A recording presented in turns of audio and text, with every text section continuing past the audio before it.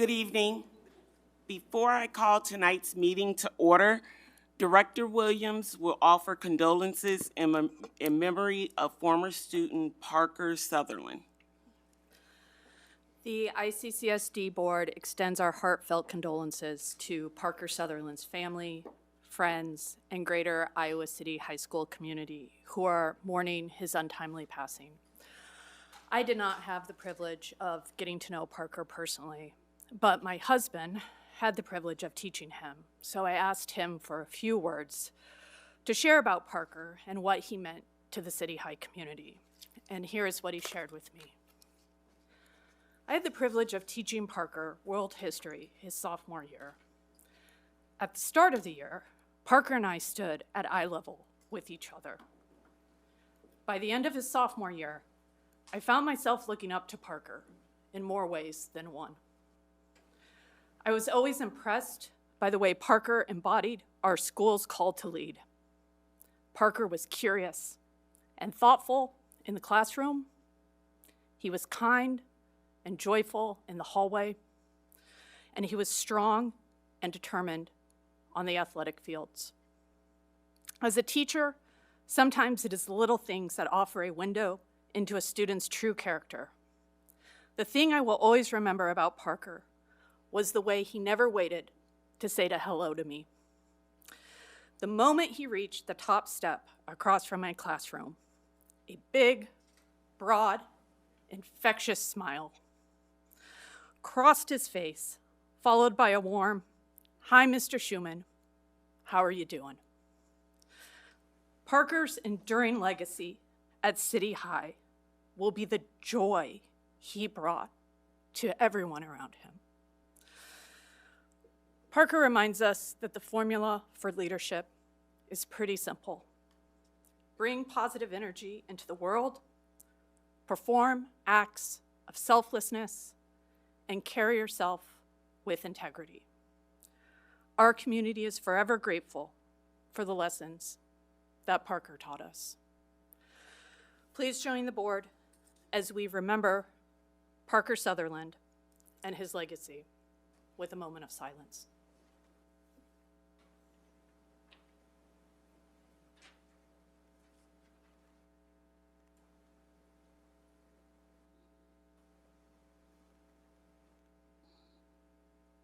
Thank you, Board President Malone. Thank you. And I will call our meeting to order. Good evening and welcome to our regular Board of Directors meeting for this Tuesday, February 24th, 2026. Thank you to those attending our meeting in person, joining us over Zoom, and those staying informed by watching our meeting at a later time. The public is reminded that if they wish to speak during community comment, they will need to fill out a speaker form located in the back of the room on my left on a table and turn that in to Board Secretary Coven seated at the end of our table on my left. Comments will take place during the designated community comment portion of our agenda. Before we get to tonight's agenda, I want to take a moment to introduce those seated at the table with me. To my right, Superintendent Degner, Directors Horn Frazier, Eastham, and Williams. To my left, Vice President Abraham, Directors Finch, Lingo, and Board Secretary Coven. And with that, I would call for approval of tonight's agenda. So moved. Second. Board Secretary Coven ready to vote?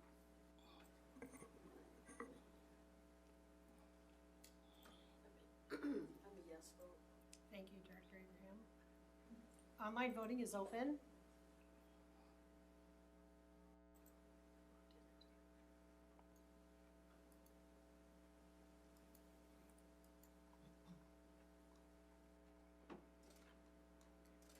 I'm a yes vote. Thank you, Director Lingo. All votes have been cast and the motion carries with all directors voting in favor. Thank you. Next, we will have our education showcase with the Weber Elementary Choir joining us.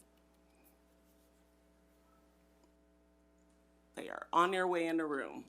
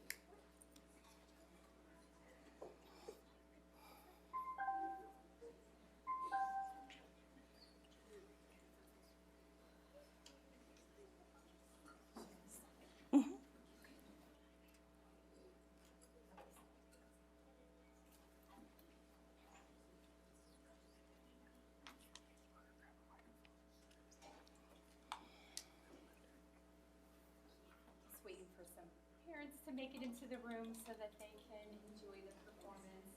I'm Amber Dobbs, I'm the building principal at Weber Elementary. And I am proudly introducing our Weber Choir. Mr. Carlson is our music teacher, and he opens his doors once a week to a group of students who just love to sing. And it started out last year as a little bit smaller group, and it has really grown this year. We also have a 4th grade teacher that, just because she wants to, joins them every week and sings along with them. It's really a special group. So Mr. Carlson will say more, but welcome and enjoy their performance. Thank you for your warm introduction for us. We're really proud to be here, but it takes a full community to do this. As you heard, we have another teacher that's here. This is 3rd through 5th grade, and then if siblings are there, they're welcome to come. And this year we had even all the way down to pre-K in our choir, so we're very excited about that. We grew 3 times from last year, and I just started this because I wanted an opportunity for students to sing before they got into voice change in middle school, and so an opportunity for them to find the joy of singing so that by the time they get to middle school, they might continue on with it. We have 3 songs for you today. We're going to go through them pretty fast so we use our full time. So, thank you for having us.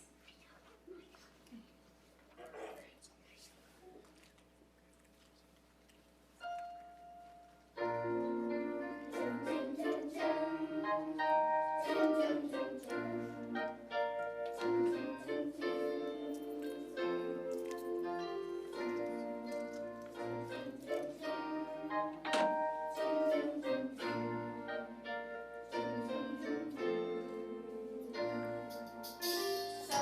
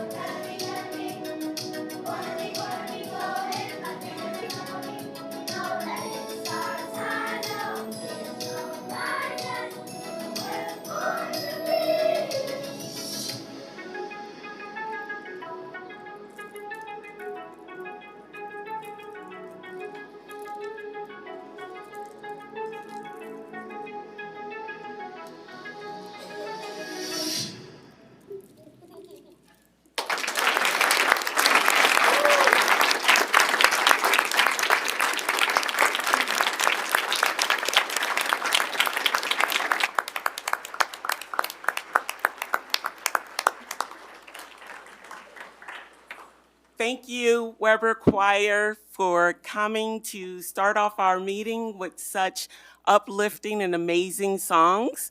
Thank you to our music teacher, principal, and other teachers, as well as our parents that made sure to get our singers here tonight. Let's give them another round of applause.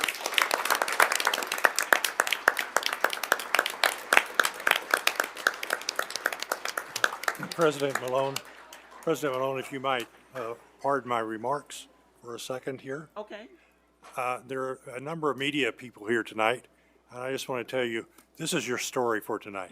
You've just seen it. I hope you record it and you publicize it. Thank you. Thank you. Next up on our agenda is community comment. Thank you for your interest in the Iowa City Community School District and for your willingness to share your comments. You are reminded to give your name, address, and topic on which you plan to speak about. During community comment, persons may speak to the board about topics relevant to the district. Speakers who make comments are reminded they are responsible for their own statements and may be subject to legal action for those which include hate speech and that are threatening, harassing, or defamatory in nature. It is expected that speakers will address the board and each other with civility and abide by the stated time limits. All community comments directed at non-agenda items and agenda items shall take place at the beginning of the meeting and will be limited to 4 minutes per speaker and 5 minutes for speakers who require the assistance of an interpreter. Speaker's time limit will be displayed on the iPad lid in front of Board Secretary Ms. Coven, and an alarm will sound once the speaker's time has expired. The initial community comment period will be limited to an hour, and remaining community comment to the extent necessary will take place at the end of the meeting. The board will not engage in any discussion during public comment. The role of the board during this time is to listen. Any individual who does not abide by these rules or otherwise disrupts the meeting may be asked to leave and/or referred to law enforcement. And with that, our first speaker of the night is Angie Rogers.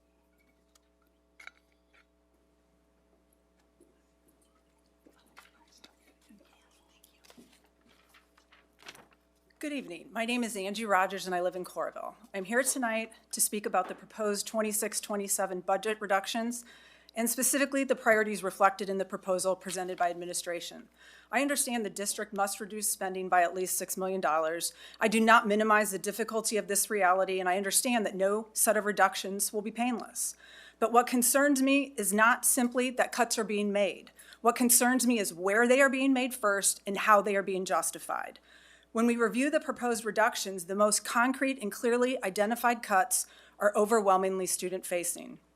Elementary classroom teachers, $900,000. Middle school staff, $500,000. High school staff, $600,000. Non-renewal of selected probationary teachers, $1 million.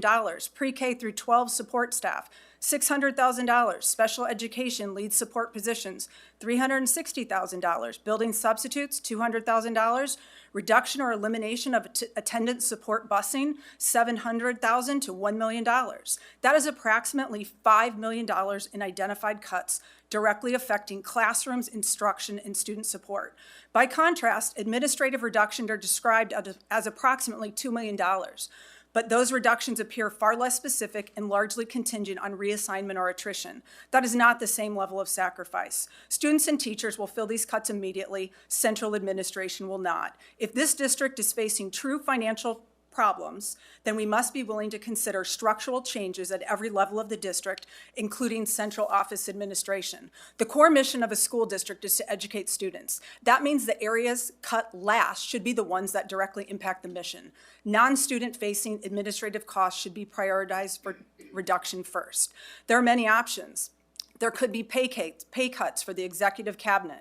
There could also be restructuring and consolidation of leadership roles. In the short term, we could also outsource and have fractional positions for HR, CFO, and even the superintendent. These changes would have no immediate impact on classrooms. Before we cut teachers and increase class sizes, why are we not publicly presenting a full central office organizational chart and compensation breakdown?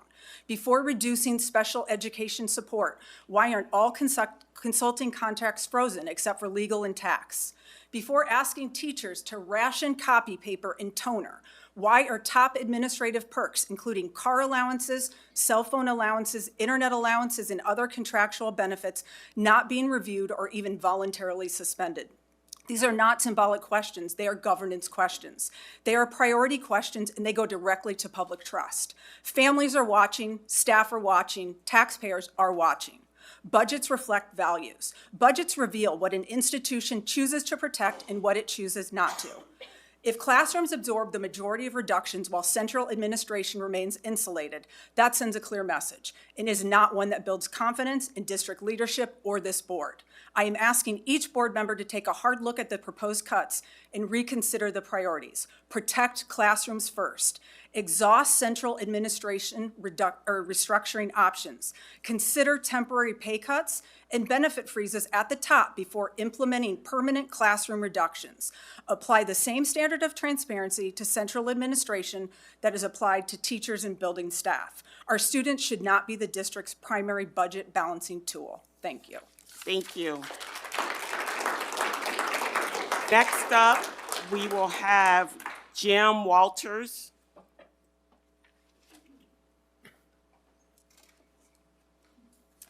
Thank you. I'm going to read my remarks, but because I think there'll be more clarity, and I know because they'll be briefer. I do want to make one comment about accessibility at this new location. Like many people here, I went to the old location. I didn't read the fine print and ended up at the central office and had to make an emergency phone call to find out where you were. Came to the door on the north side where there was a sign that wasn't illuminated telling me to come to the south side. Came to the south side, came in the door. There was a sign pointing me up to an open door stairwell with no indication of where an elevator might be. So I ask you to think about accessibility and do a better job. My comments are, over 90% of Iowa's K through 12 students attend public schools. The Iowa legislature and Governor Kim Reynolds are again poised to shortchange them. First, by failing to provide adequate state funding, and then by transferring over $350 million in taxpayer dollars to unaudited and unaccountable education savings accounts. We know that over 70% of Iowans oppose that, and we know that even larger percentages oppose the proposed budget cuts. Why does our state government so dramatically go against our wishes? Perhaps it's because we don't speak loud enough. The Public School Strong campaign of Iowa Citizens for Community Improvement wants to change that, to make our voices heard, now and in November. We've asked elected school boards across the state to help amplify our voices by passing resolutions that clearly state our case. So far, boards in Albia, Belmont-Clemmy, Bennett, Cedar Falls, Cedar Rapids, Decorah, Keokuk, South Tama, Urbandale, and Washington have done so. Big districts and small, urban and rural. Tonight, we ask you to join them. Martin Luther King Jr. famously said, "Our lives begin to end the day we become silent about things that matter." And what matters more than the education of our children? Thank you. Next up, we will have Pat Bowen.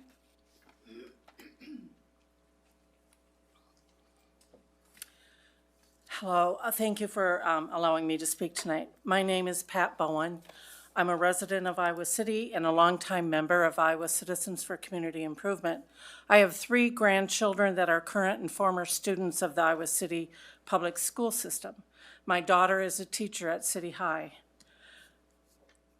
I am here to endorse this resolution that you have been given a copy of, I believe, through the secretary, that Jim talked about a moment ago. And as he said, 10 other communities have passed this. Fully funding our public schools is important to the future of our community and state. Increasing funding is necessary for honest, accurate, and safe schools. To say I am disappointed that our schools have gone from number 2 in the country when I was a student to where we are now is an understatement, an atrocity, and a failure of our current legislature. By passing this resolution, we will join voices with others across the state to show the legislature funding public schools should be a priority, and the people of this state support this action. I encourage you to join the other Iowa school districts, and hopefully there'll be more, and pass this resolution tonight or as soon as possible. Thank you. Thank you. Next up, we'll have Laura Westermeyer.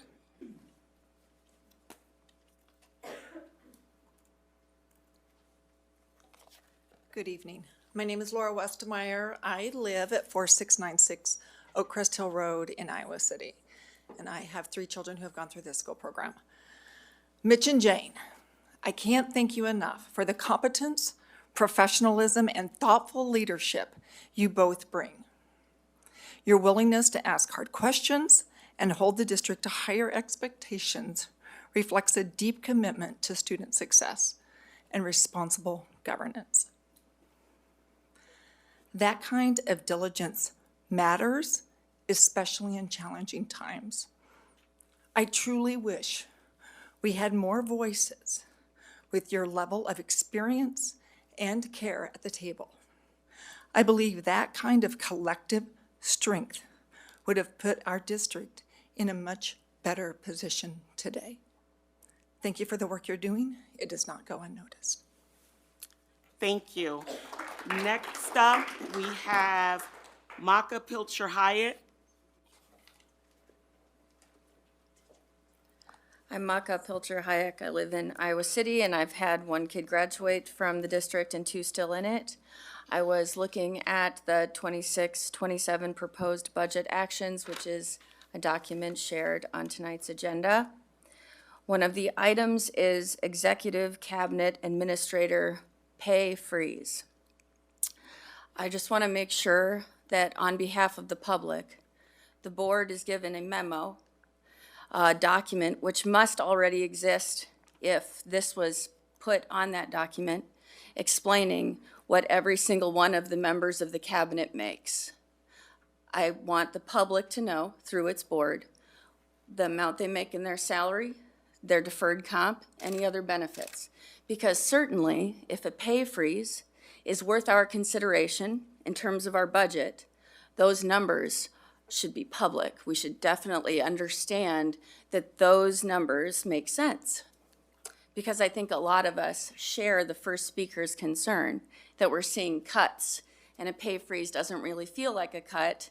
So let's just look at those numbers and have a good understanding of it's probably about $2 million worth of salaries and deferred comp and benefits that our admin or our cabinet administrators make. Now, what's great about that opportunity to look at how much everybody makes is there's an org chart for that. Certainly you also have been given that in preparation of today's budget and looking at this pay freeze concept. So what you can do is you can look at that org chart and you can see how everyone in this cabinet answers to someone else. You'll get to see who was everyone's first report about what was happening, especially in business operations, because I think it's clear it took a team effort to dig a hole as deep as the one we are in. As a member of the public, I expect this board to get that kind of information. I don't expect this board to deflect and say it's not a big deal or to blame the state for underfunding us. That's not what any of this is about. We love our district, We love the student experience. This should never have happened, and we want to see accountability, and we want to see big change. Thank you. Thank you. Next up, we have Ashton Barrett.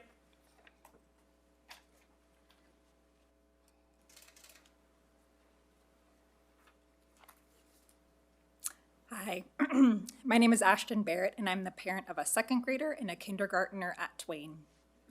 In light of the recent budget issues, I am here this evening to ask the district to assess the effectiveness of their student technology platforms and to consider cutting the one-to-one Chromebook program for elementary students.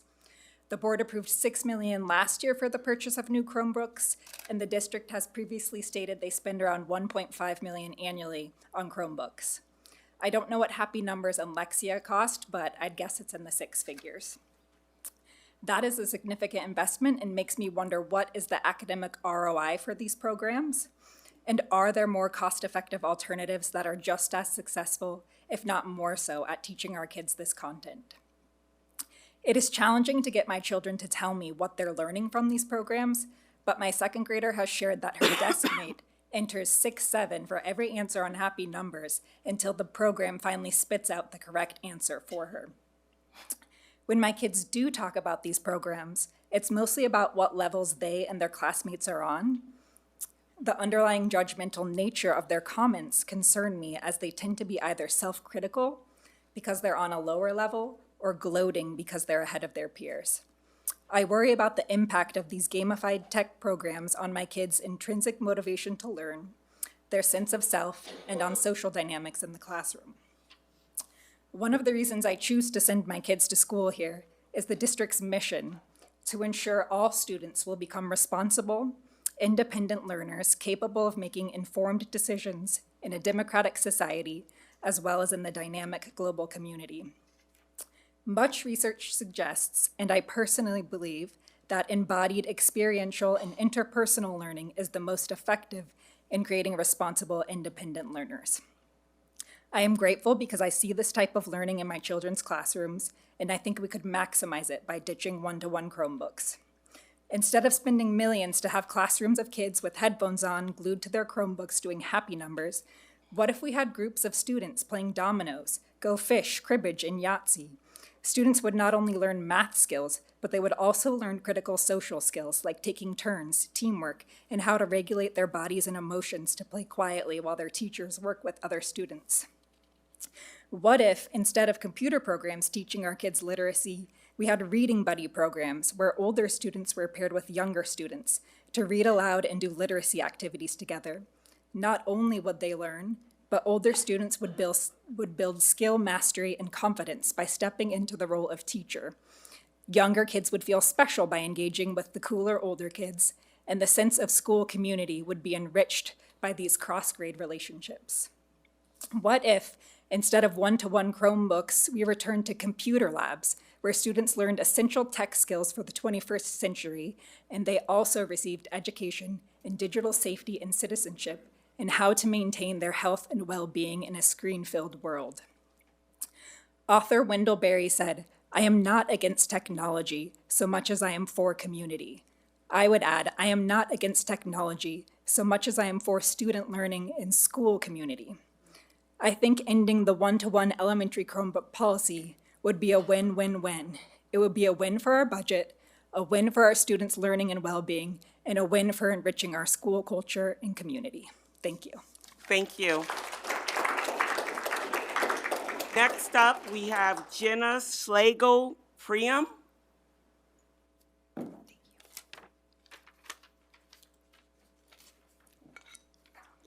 Hi, I'm Jenna Schlegel-Preheim. It's good to see you all. I have 2 kids at Twain Elementary School, and I'm a mental health professional. I have deep respect for each of you and the work that you do taking care of our district. Thank you. We have the most fabulous experience with our neighborhood school, Twain Elementary. We have experienced a deep and satisfying community there.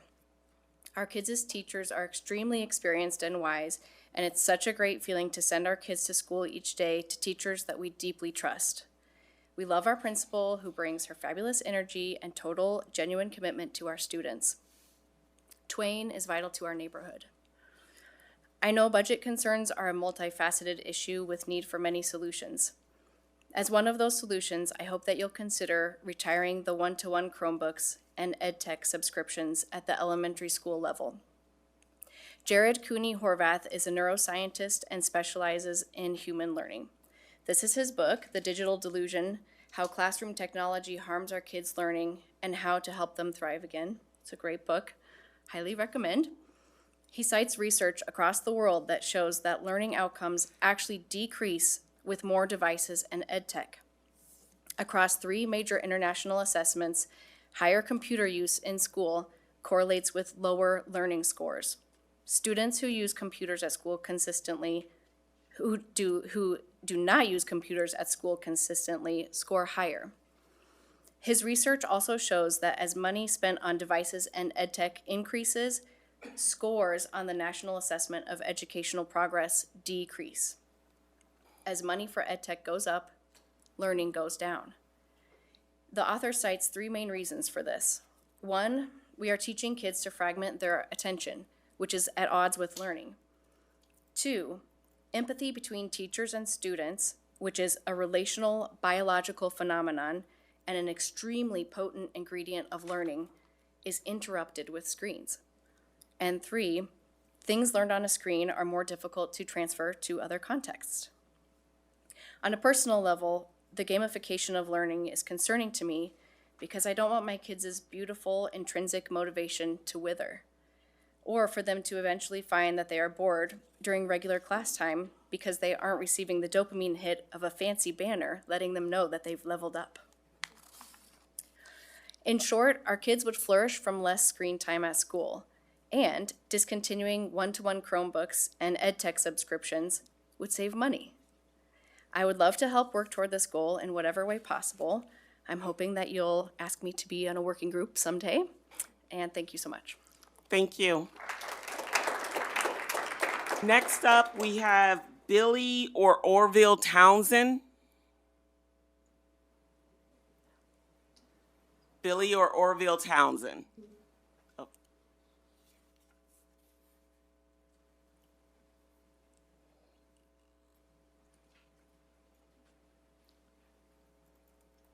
Good evening.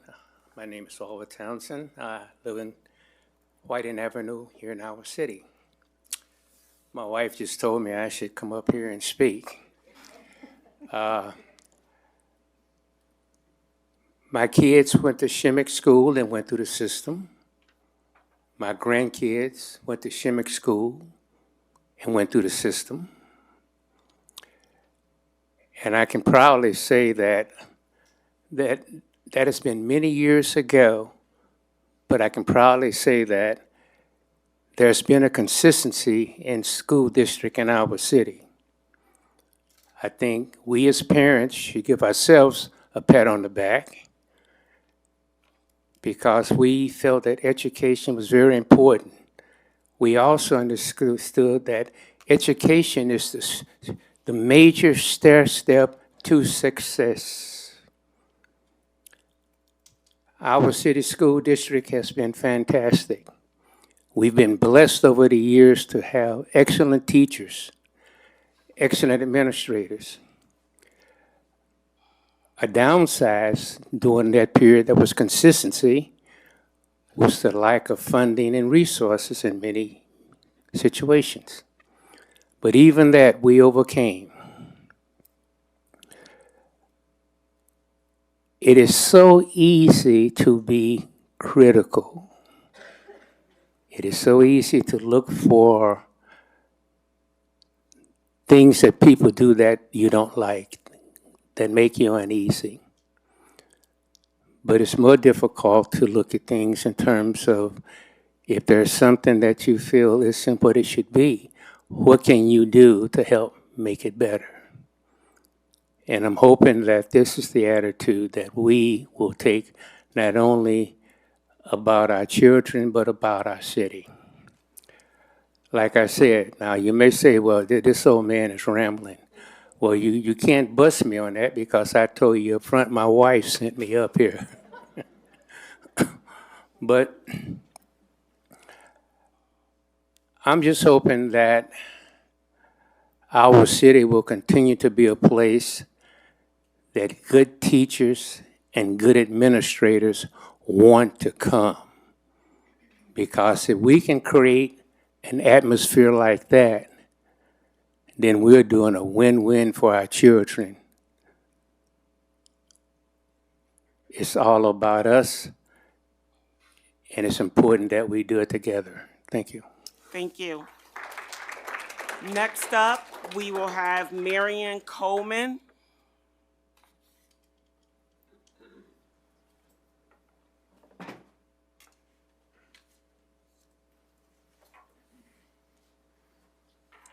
Good evening.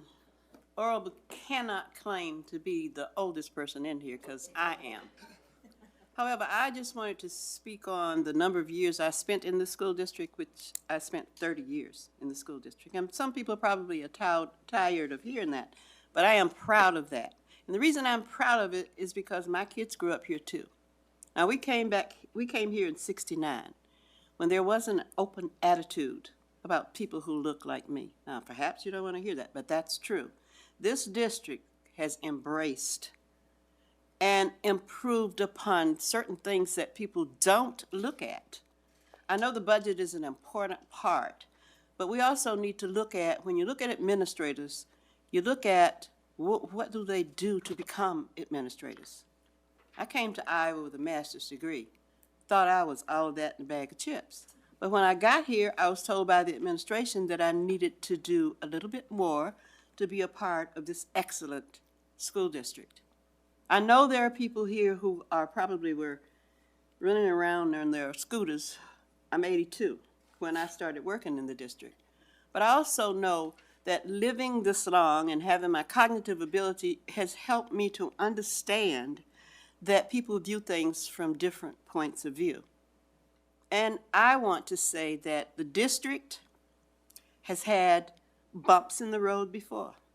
The district has had times when there are some folks, and I may have been one of them, who assessed who was to blame. But if we are going to make sure that Iowa City Community School District is still a premier school district, we have to work together. We have to look at what it takes to make this district what it is. Take a look at the credentials of many of the people that work in our district, and then look at other districts. I work for the state as one of the people who was one of the equity coordinators who went out to the 10 largest schools in the district. Lots of our folks we were proud of, and still we are proud.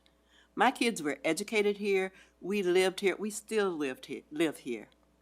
So please, I know that you have concerns for your children, but take a look around and see how many of the kids who went to school here in Iowa City are still here doing well, in good jobs, because they were educated. Whether we had bumps in the road or whatever, they still were educated.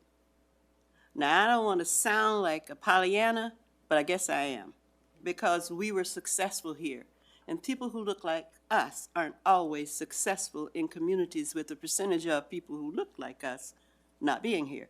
So please, those of you who have concerns about what's going on with your children, take a deeper look.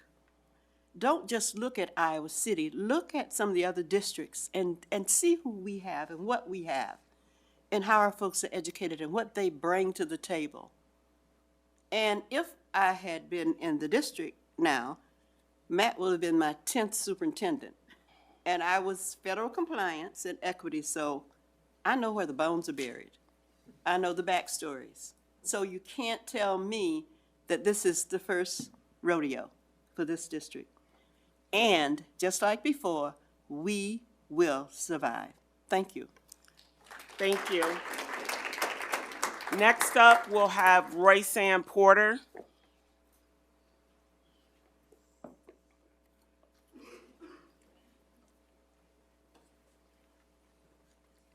Royce-Ann Porter, 136 Upper News Court, Iowa City. Okay. Good evening, board members and community. My name is Roy Sand Porter. I am here tonight because I have worked alongside Superintendent Matt Degner since day one of his leadership in this district. I have seen firsthand what it looks like when a leader doesn't just use the word equity as a buzzword, but lives it as a mission. For many Black families in this community, trust hasn't always existed with institutions. It had to be built through listening, consistency, and real action, and that is exactly what Matt has done. For years, we asked for our children to be seen, heard, and supported. Under Matt's leadership, the Black Voices Project wasn't treated as a side effort. It became a priority. He didn't just open the door. He pulled up a chair and made sure the community had a real seat at the table. Because of this commitment to DEI work, families began engaging instead of withdrawing. Students felt value instead of invisible, and the culture of this district started shifting in meaningful ways toward accountability and belonging.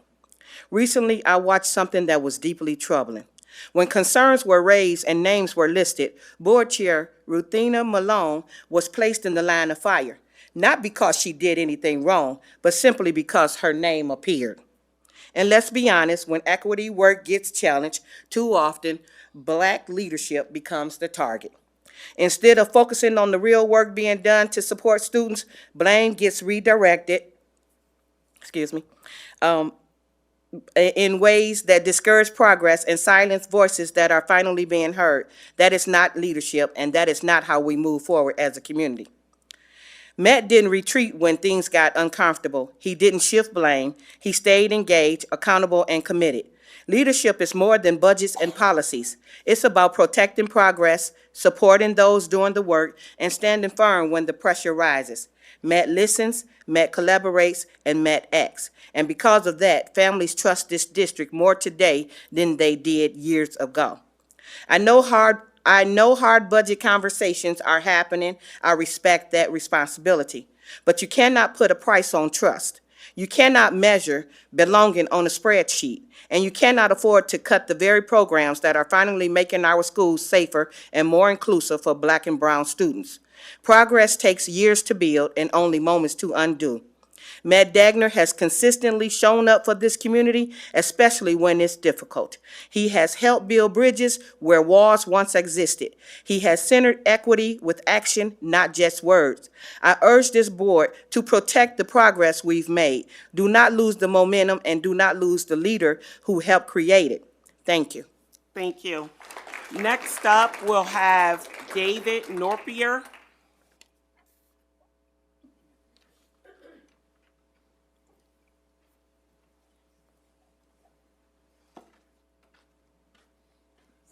Good evening. I'm David Nerper from Iowa City. I have 2 students in the Iowa City Community School District. Jennifer, congratulations. You look great up there. A couple things have struck me recently which motivated me to come up here again. One, I'd like to appreciate the people who came and talked about the Chromebooks. That was something my wife and I have addressed with the district now for 6 years. There is no defined objective in our district for how Chromebooks are used in elementary school. There's absolutely no way to assess if our students are learning anything. It is Mickey Mouse at best. I've talked to teachers, I've talked to students, I've talked to parents. I don't have enough time to tell you my experience, but I can tell you I have spent, I was just thinking about it, well over 100 hours a year for over 40 years. Working one-on-one with students with remedial tutoring. It adds up to over 4,000 hours. I've worked with students with computers. I've worked with screens. Students don't need one-on-one Chromebooks. They do need computer labs, but we need to do a better job. When I was running for the board, one of the complaints that I heard from parents over and over again was board members making comments like, well, they're the experts. Mr. Degner's the expert. These people are the experts. I've dealt with a lot of these people.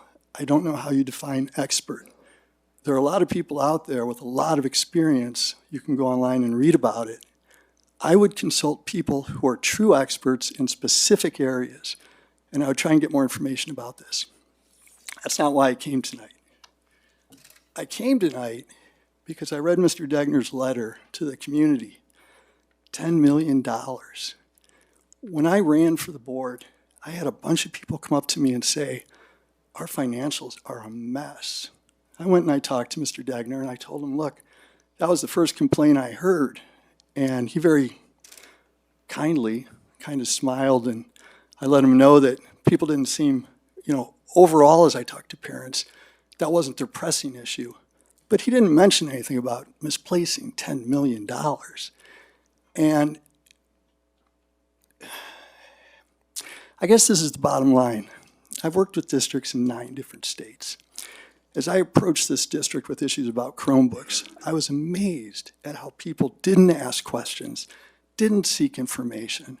They were always friendly and they always wanted to talk, but nothing got done. I started looking at our test scores. I started looking at how we perform. And I realized, we've got a really good administration, but we can do a lot better. Personally, if I misplaced $10 million, I would resign. I don't think that our leadership is doing their job.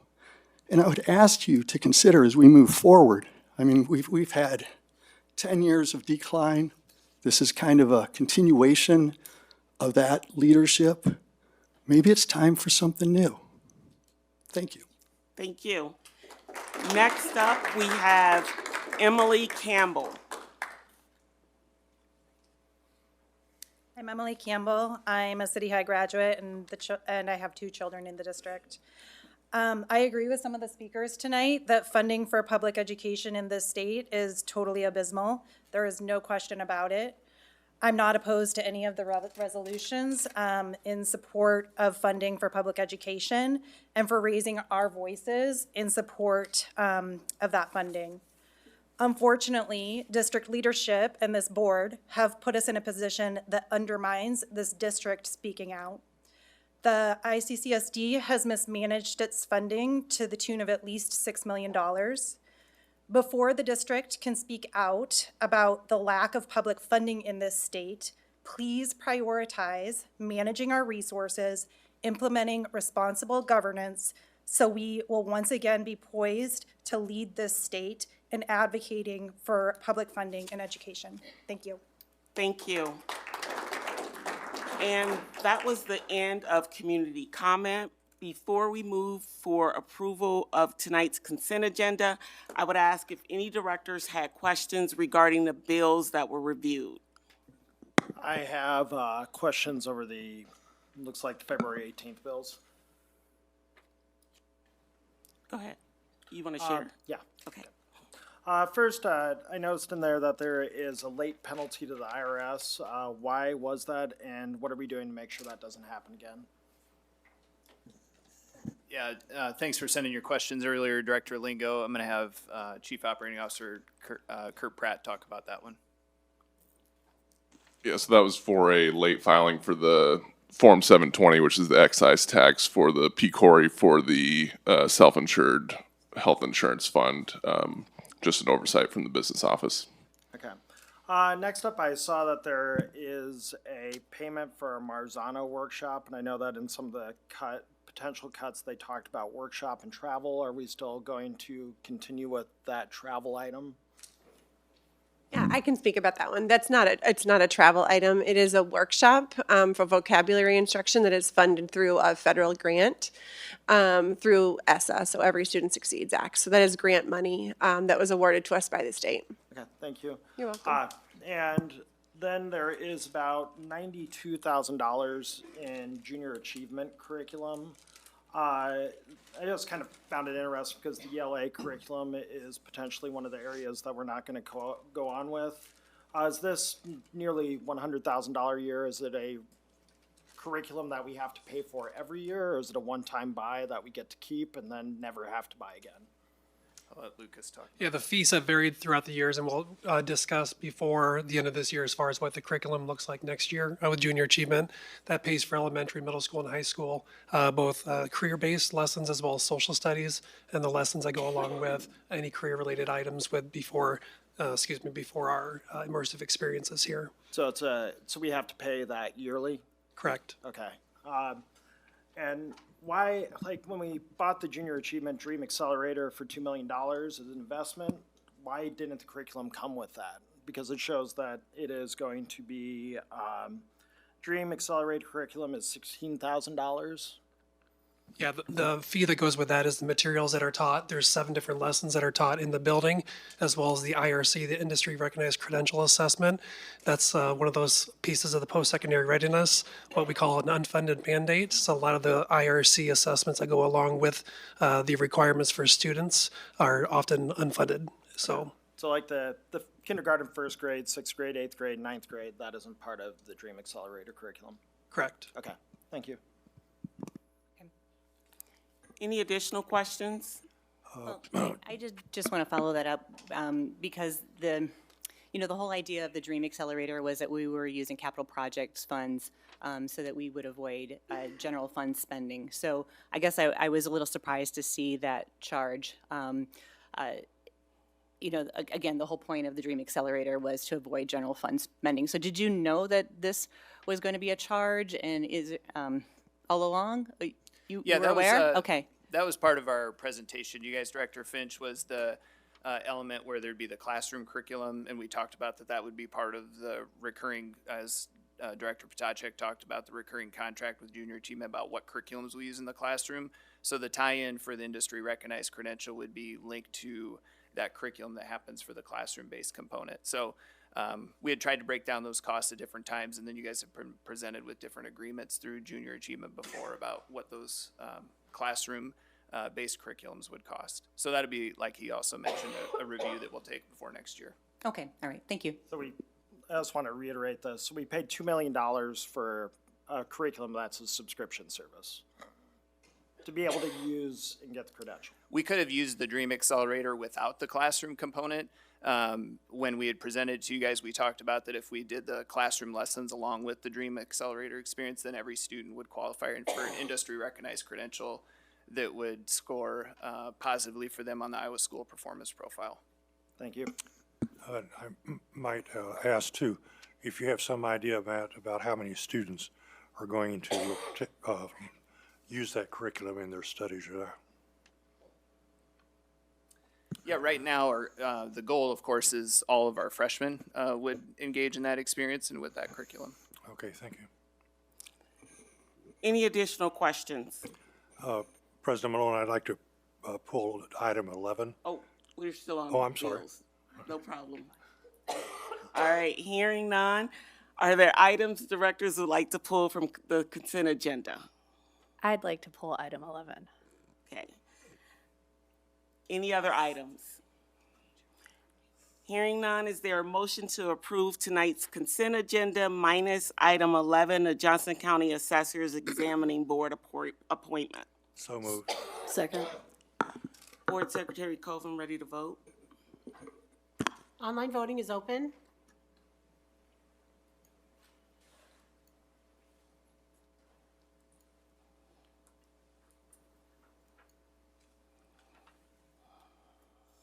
All votes have been cast and the motion carries with all directors voting in favor. Thank you. That takes us to the item pulled from our consent agenda. Director Williams. Thank you. As the board knows, I am the board representative for the Johnson County Assessors Board. Item 11 is us reappointing Brian Kirschling to serve on the examining board. I just wanted to publicly thank Brian for the time. As everyone I think in this room knows, he's a former director. He's still staying engaged in the school board and volunteering in these positions. And I just wanted to give him a thank you publicly and recognize the time that he's spending on this board. It is a 6-year term, so it is quite a responsibility. So thank you, Brian. I didn't know if you wanted to say anything. I also wanted to thank former Director Kirschling for continuing in this particular service. It's very notable of him that he wants to stay involved in the district's business in a positive way. Thank you. Agreed. Is there a motion to appoint Brian Kirschling as the member of the Johnson County Assessors Examining Board? So moved. Second. Board Secretary Coven, ready to vote? Online voting is open.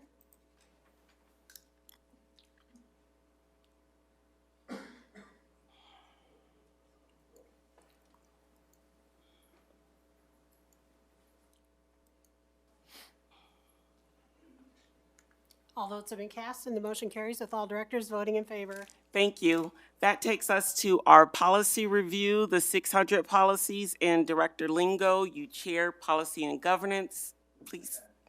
Policy governance notes, and if I miss anything, Chase, please let me know. A lot of these changes today in the 600 series reflect bills passed last session. Some of these I am not a big fan of, I will just say that, but it's state law, and I'm sure there's other people up here who are not a fan of it as well. If they want to voice their opinions later, they can.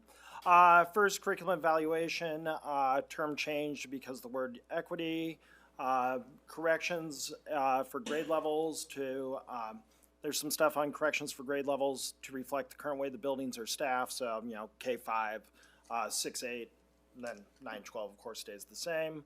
Health education changes that we would have not brought voluntarily, but were added per state of Iowa law. Sorry if I'm speaking for the board, but I'm just going to on that one. The internet appropriate use, where there are some changes for clarity and redundancy, does not change the approach for expectations. 605.6R1 is removed because it's going to be moved into the 700 series with some changes. There's some changes around AI and personally identifying information, and the RAM changes to reduce it only 3 levels because that's what we've been doing for a while now. It's been 5 levels in the past, and the bands are not changing from this current policy. So, anything else that I may have missed to the other members of the board, or comments, questions for the rest? I'd like to thank you, Mitch, for a very accurate and concise description of what we have agreed to. And I would also join that with the notion that we had to make some changes to the 600 series policies because of state directives that interfere with our decisions about providing a full and comprehensive education for all students in the district. Any other comments? Thank you, directors. Next up, we will dive into our discussion items for tonight. And the first discussion item is the preliminary certified budget update that CFO Pratt will give to us. I'm sorry, Chief Operating Officer Pratt.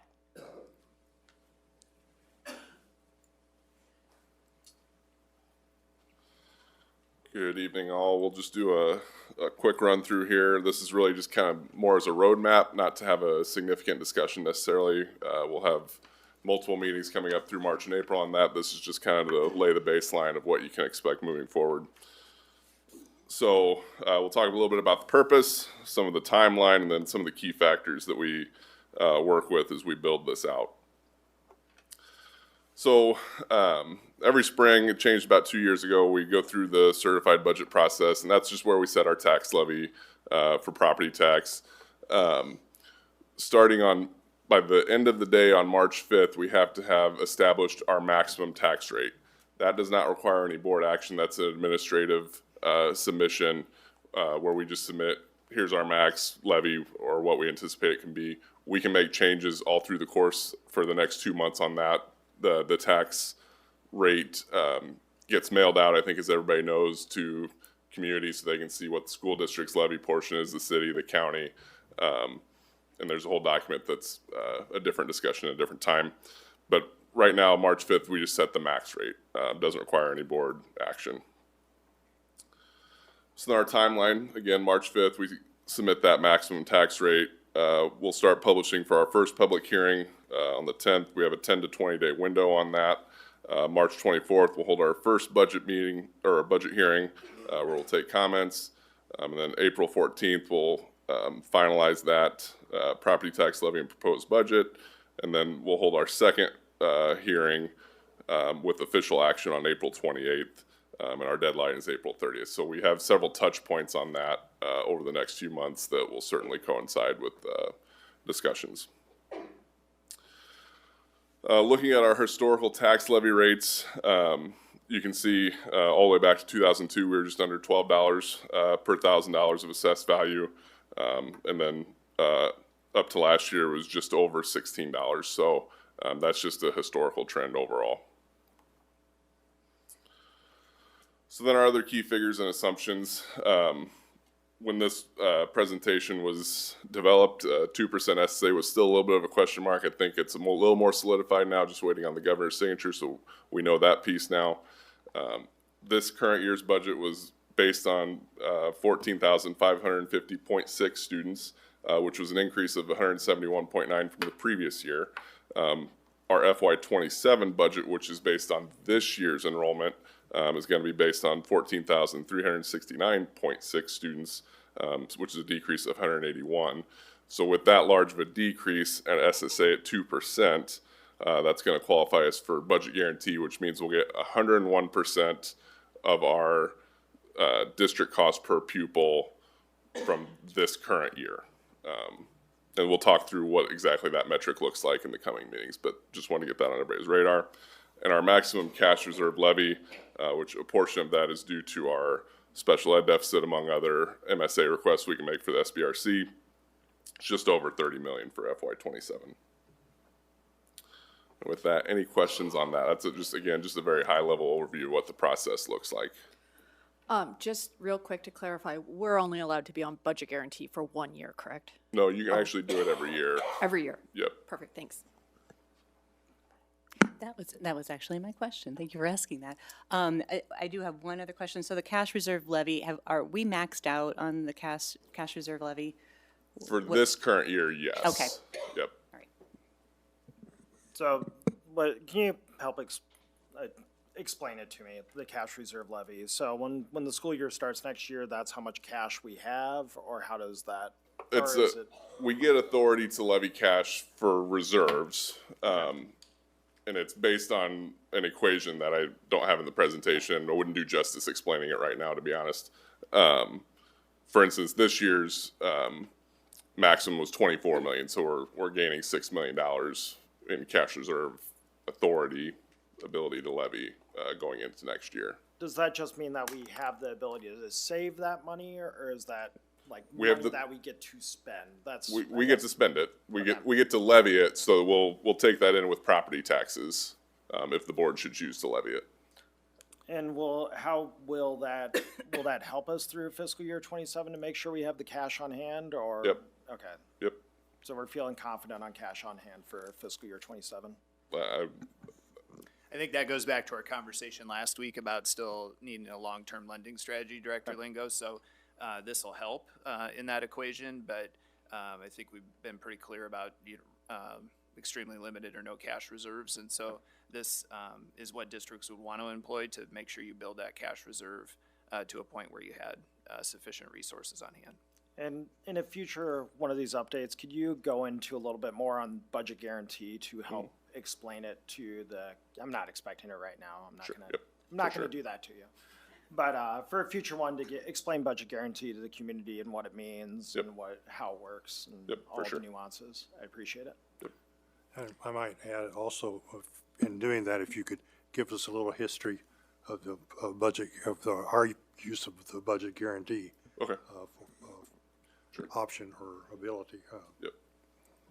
With what is because if you don't have the math, let me know, but, so 2%, and what was our enrollment loss as a percentage, was it 0.9%, or does anybody know off the top, without having to do the math? I'm just trying to figure out what the SSA plus enrollment is this year, like what the net positive would be.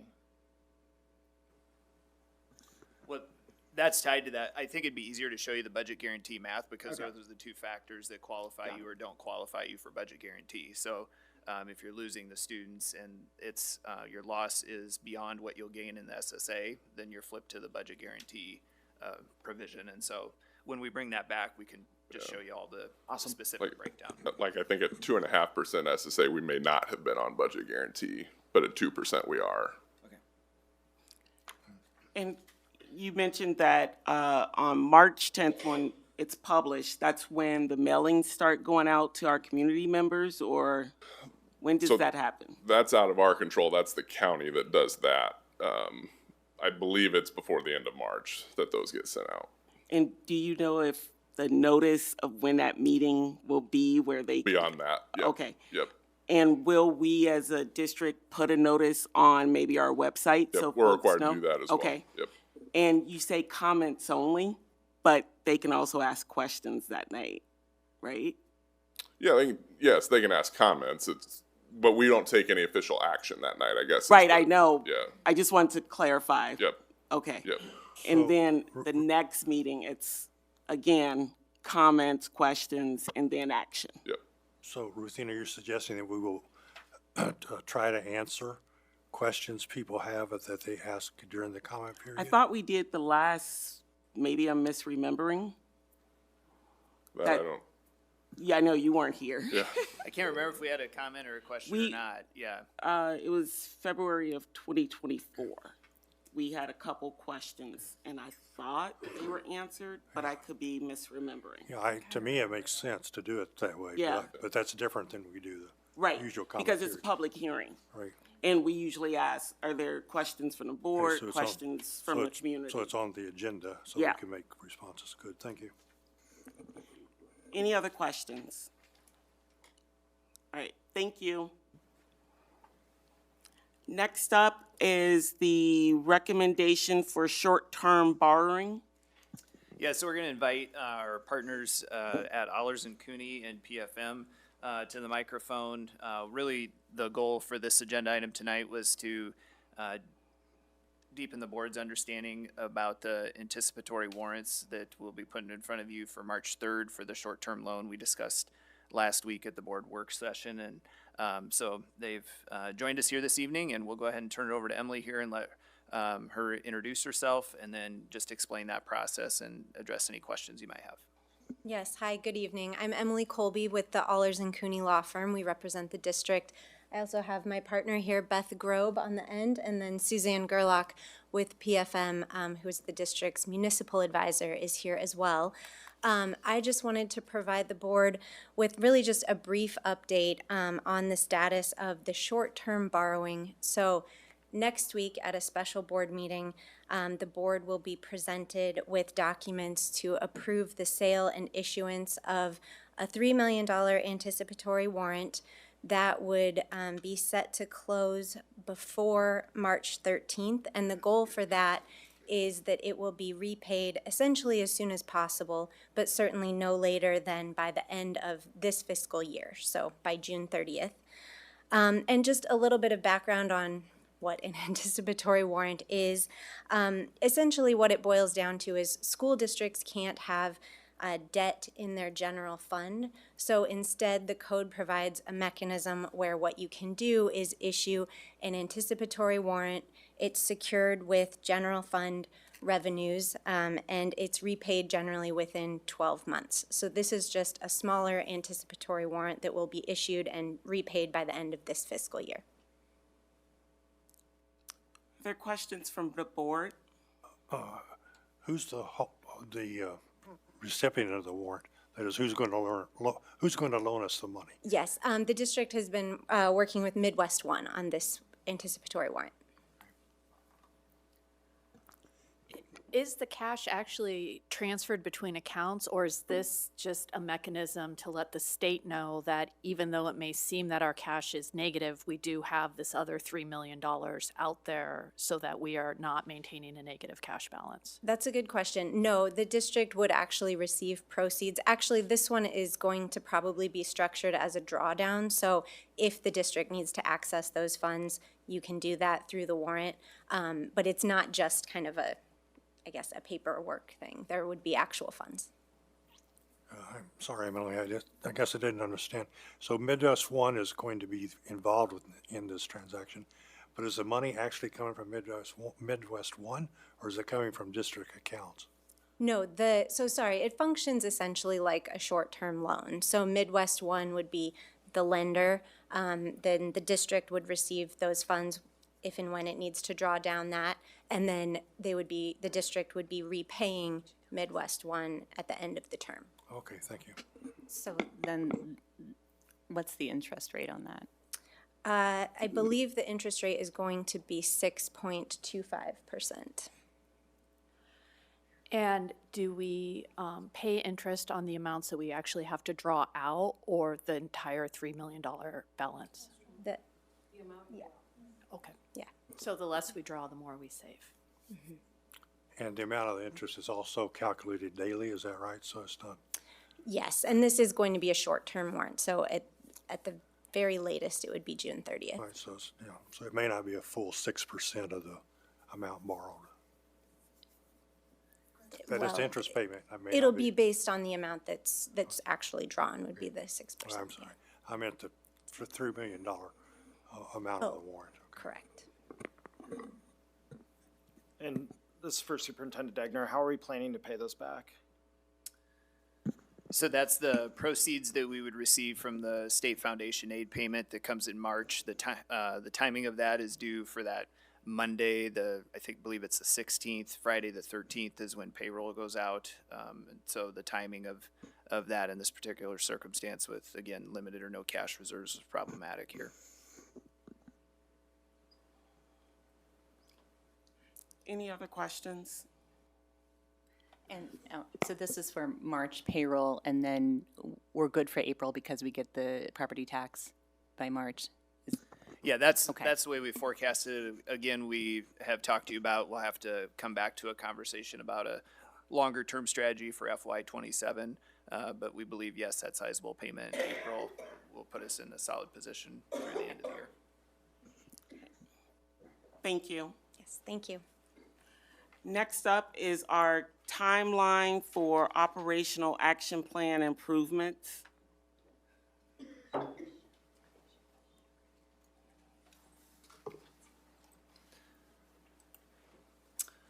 All right, good evening again.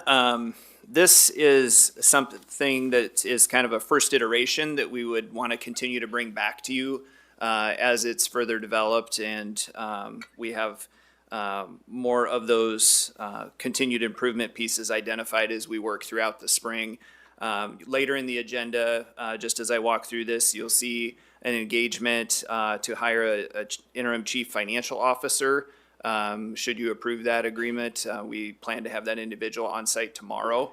And then the other timestamp date here at the beginning is the March 2026, as we're working through reconciliations and financials. We believe FY '24 will be completed by the end of the week for those financials for FY '24. And then the goal for FY '25 is to have those completed by the end of the month. We're also preparing for the field work for our audit on FY '24 to be on site at the end of March. And so we'll be preparing those financial statements so that that process can kick off at that time as well. Through the work of the interim chief financial officer, and we've been engaged obviously with our legal counsel and lenders and input from whether it's been the community or other resources throughout the state. We know a critical part of this process is looking at our internal controls, the development of those improved controls, and then the implementation of those. And so really that cycle of going through that process and making sure that those are, again, identified, implemented, and improved upon. So that'll be some of our ongoing work. We anticipate that the interim chief financial officer will be coming back to provide you regular updates on this process throughout. And so this slide is really probably kind of an entry into that conversation in those updates and things that are identified and practices that will be continued improvement work for us throughout that. We are targeting July 2026 for a new chief financial officer to start. We have had that advertising up for a period of time now. We have a check-in call with the service provider we're using to conduct that search this week. And so we're hopeful that we'll be turning around some interviews here relatively soon for that individual that would ideally start with us in July. So like I said, limited information here tonight, but I thought that this would be a good opportunity to set the stage for how some of these continued report backs and checks for progress will start to look here over the coming weeks. Will the interim CFO be on site? Yes, they'll be on site for a number of days. Some of their work will be remote, but that was a requirement we looked for, is that individual would be able to be on site, especially in particular for Tuesdays and board meeting days, to deliver some status updates to you all. And so we're still in the process of working out those specific days, likely a Monday, Tuesday, or a Tuesday, Wednesday type approach where they would be on site. Okay, thank you. I have a couple of questions. I don't know if you're able to answer at this time, but I'm curious about, I know that in the past we talked about the potential need of additional staff to get some of that reconciliation work done more quickly. How is that looking? Do we have people in place who are able to do that, or do we need to bolster that? Yeah, it's a great question, Director Horn-Fraser. I just checked my notes and saw that I didn't touch on that. So the interim chief financial officer also brings a great depth of experience to be able to do that work. And we felt, you noticed 2 agenda items on there with only 1 attachment tonight, that her assessment of some of that process and our current capacity to know, again, with the field work for the audit starting at the end of March, and knowing the reconciliations we're trying to complete for 2 purposes: one, the audit, and then also the lending that we know we'll need to still engage with in the spring. We wanted to get her assessment of that. We did start a new assistant controller this week. Alan, of course, is working on the reconciliations with his accounting team too. And so we're making some progress there, but of course we want to be open to that feedback from her to know, do we need to pull in additional resources to hit those timelines, and understanding her abilities to be able to provide support in that area too. So it sounds like then, given what you're seeing right now, the expense will be with the interim CFO and not necessarily hiring on additional staff, from what you know at this point. At this time, yeah. I think we would reserve the asks to, if she is here and says, hey, we really need some additional support to do this, that was something we would likely turn around to you right away next week. And then, again, this is something I'm not sure you are able to know at this point, but I know, and I'm glad to see that there are notes here about training provided in new procedures.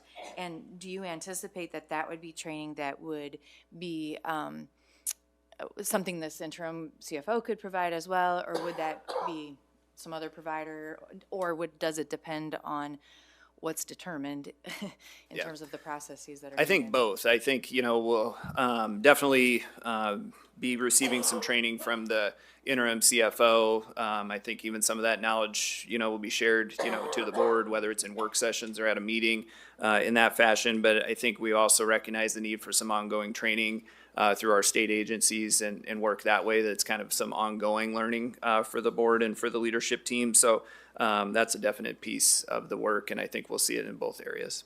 Thank you. So I have some questions. I might wait and save some of them for the contract too, Sure. as well. But just overall, the interim CFO will be here through June, July, correct? So I'm just wondering, at the end of that, what would a successful tenure for them look like in terms of leading this work that we're talking about with developing internal controls and all of that? Do we have the goals, short-term goals for our interim CFO? Yeah, the goals that, and I'm not sure the timeline will be that long. I think that'll be something that we want to continue to be flexible on and cognizant of the costs we incur, but understanding the situation we're in. And it could also potentially deal with when the new long-term CFO could start as well, Director Finch. But the goals we had really talked about were, the number one piece, and, some community commenters even echoed this to us, right, is the reconciliation completion, right? That has to be priority number one, the assessment of that, and that work is done, and that it's accomplished in a fast fashion. We also need to continue to look back about, past years, and while we're completing those reconciliations, understanding and a greater assessment of the situation, and continue and have some expertise look on that to make sure we're continuing to examine all processes and all things that occurred during that time to see if there's any other things that need to be corrected during that. And then, of course, budgeting and cash flow was another large goal that we had talked about as we forecast our budget for next year and try to forecast our cost. And then also developing a cash flow model, knowing that cash has been a problem for us. And that was something this individual had an extensive skill set in being able to do, especially in public institutions. Do they have experience in coming into situations like this and sort of rectifying and cleaning up and, okay. All right. Yes, I'm just standing here thinking about, you know, unfortunately, it's not, fortunately or unfortunately, it's not unfamiliar territory for them to be coming into scenarios that need some cleanup on practices like we've talked about, or on the reconciliation end, or budgeting and cash flow system improvements. So that was one of the things we were definitely looking for, is experience in doing that work.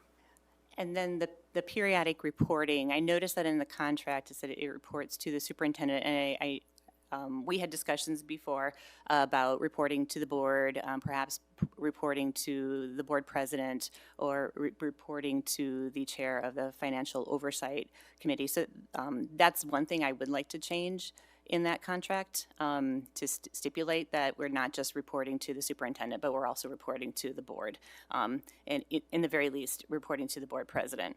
And I'm wondering what that reporting is going to look like. How often should we expect reports? Will these reports be changed in any way? Can you share any information? Yeah, I think the initial information we have is we really, they'd communicated weekly updates and weekly reports. And so depending again on the board meeting schedule, the board's preference on reporting structure and how you receive that information. Again, that was another positive that we saw from working with this group, was the timeliness of those communications and the extensiveness of those updates that would be provided. So we felt confident in that approach, that they'd be able to directly communicate that same information to you from what they're seeing from system improvements, a review of the work completed for the week, what's looking at the week ahead that they'll be tackling, and then providing that information to you as well as the leadership team. And then in terms of the engagement letters, the contract refers to engagement letters, but I'm not seeing that delineated. The scope, you know, CFO is not a scope, that's a title. So do we have any engagement letters drafted for what the scope of work will be, to enhance the contract language there? Chase, I don't know if you have anything you want to jump in and provide there. I'm not sure I'm following your, like what you'd be looking for in an engagement letter, Director Finch, necessarily. I understand scope of work, but. I think we, you know, it's a lot of money, right? Yes, yeah. And I think I would like to see it sort of spelled out exactly what we're expecting this individual to do, you know, within an engagement letter. Do we have anything like that drafted out? I don't think, I mean, obviously we won't have that for you this evening. If Okay. that's something you guys would like as a follow-up, I think we could quickly turn around and provide that. Like we said, our expectation was, of course, with your approval tonight, that person would be on site tomorrow. The large categories, of course, are the things we've discussed with them and conveyed the urgency of the situation, and wanted to have them on site as soon as possible to address this work, so. Fair, Yeah. I get that. Yeah, I think it would be helpful to spell that all out, Yep. considering the cost Yeah. associated with this. And the other thing is, you know, it'd also be the board or district's prerogative to terminate that at any time. And so, again, if there's a situation where we get into it and be unhappy for some reason, or you felt like it wasn't meeting expectations, or we felt like it wasn't meeting our expectations, ability to shift gears too. Okay, thank you. Yep. Jane, if you don't mind, I'd like to follow up a little bit on knowing exactly how the engagement letter process works. And Great. if it's possible to get copies of the initial engagement letters sent to board members and maybe made available to the public. I don't see why that would be a problem. That's a great idea. Okay. Thank you for that. Yeah, that's what I'm trying to remember. So I received this question over the past couple of days. Why did we not originally post for a CFO when our last one resigned? At that time, we had shifted those responsibilities to Chief Operating Officer Pratt. And so then we had posted for a director of business and finance at that time to have two directors that would then report to our chief operating officer.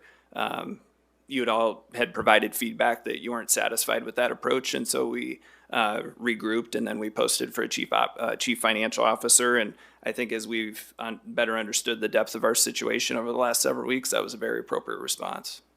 I'm gonna lend support to the idea of updates from the CFO to the board. Also, I would also push for the interim to have the ability to address personnel issues. So that is not left to the new person to do, especially if they find issues within our business services that have not been solved already or that are also part of the problem. Because, at the end of the day, I don't want the new person to come in and be the person that has to address those issues. And then, given our financial situation, I know it's not great. If we struggle to find a good candidate for full CFO, I don't know what your responses look like. It sounds like you have that coming up. But if we struggle to find a candidate under the situation that we have right now, I would push us to hold off a little bit longer to potentially attract better candidates in the further out. So I agree. We really want to make sure we get the right person rather than just filling the position fast.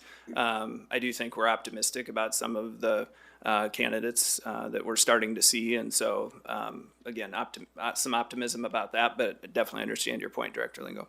Can I just ask a clarify? I certainly think that the interim CFO should make a recommendation if there are personnel issues that they see need to be adjusted, but I am not comfortable with giving an outside contractor carte blanche to fire or hire individuals in our school district. Is that what you're asking to empower this person with? not necessarily, but to give them at least some sort of authority that if there are people that are part of the issue.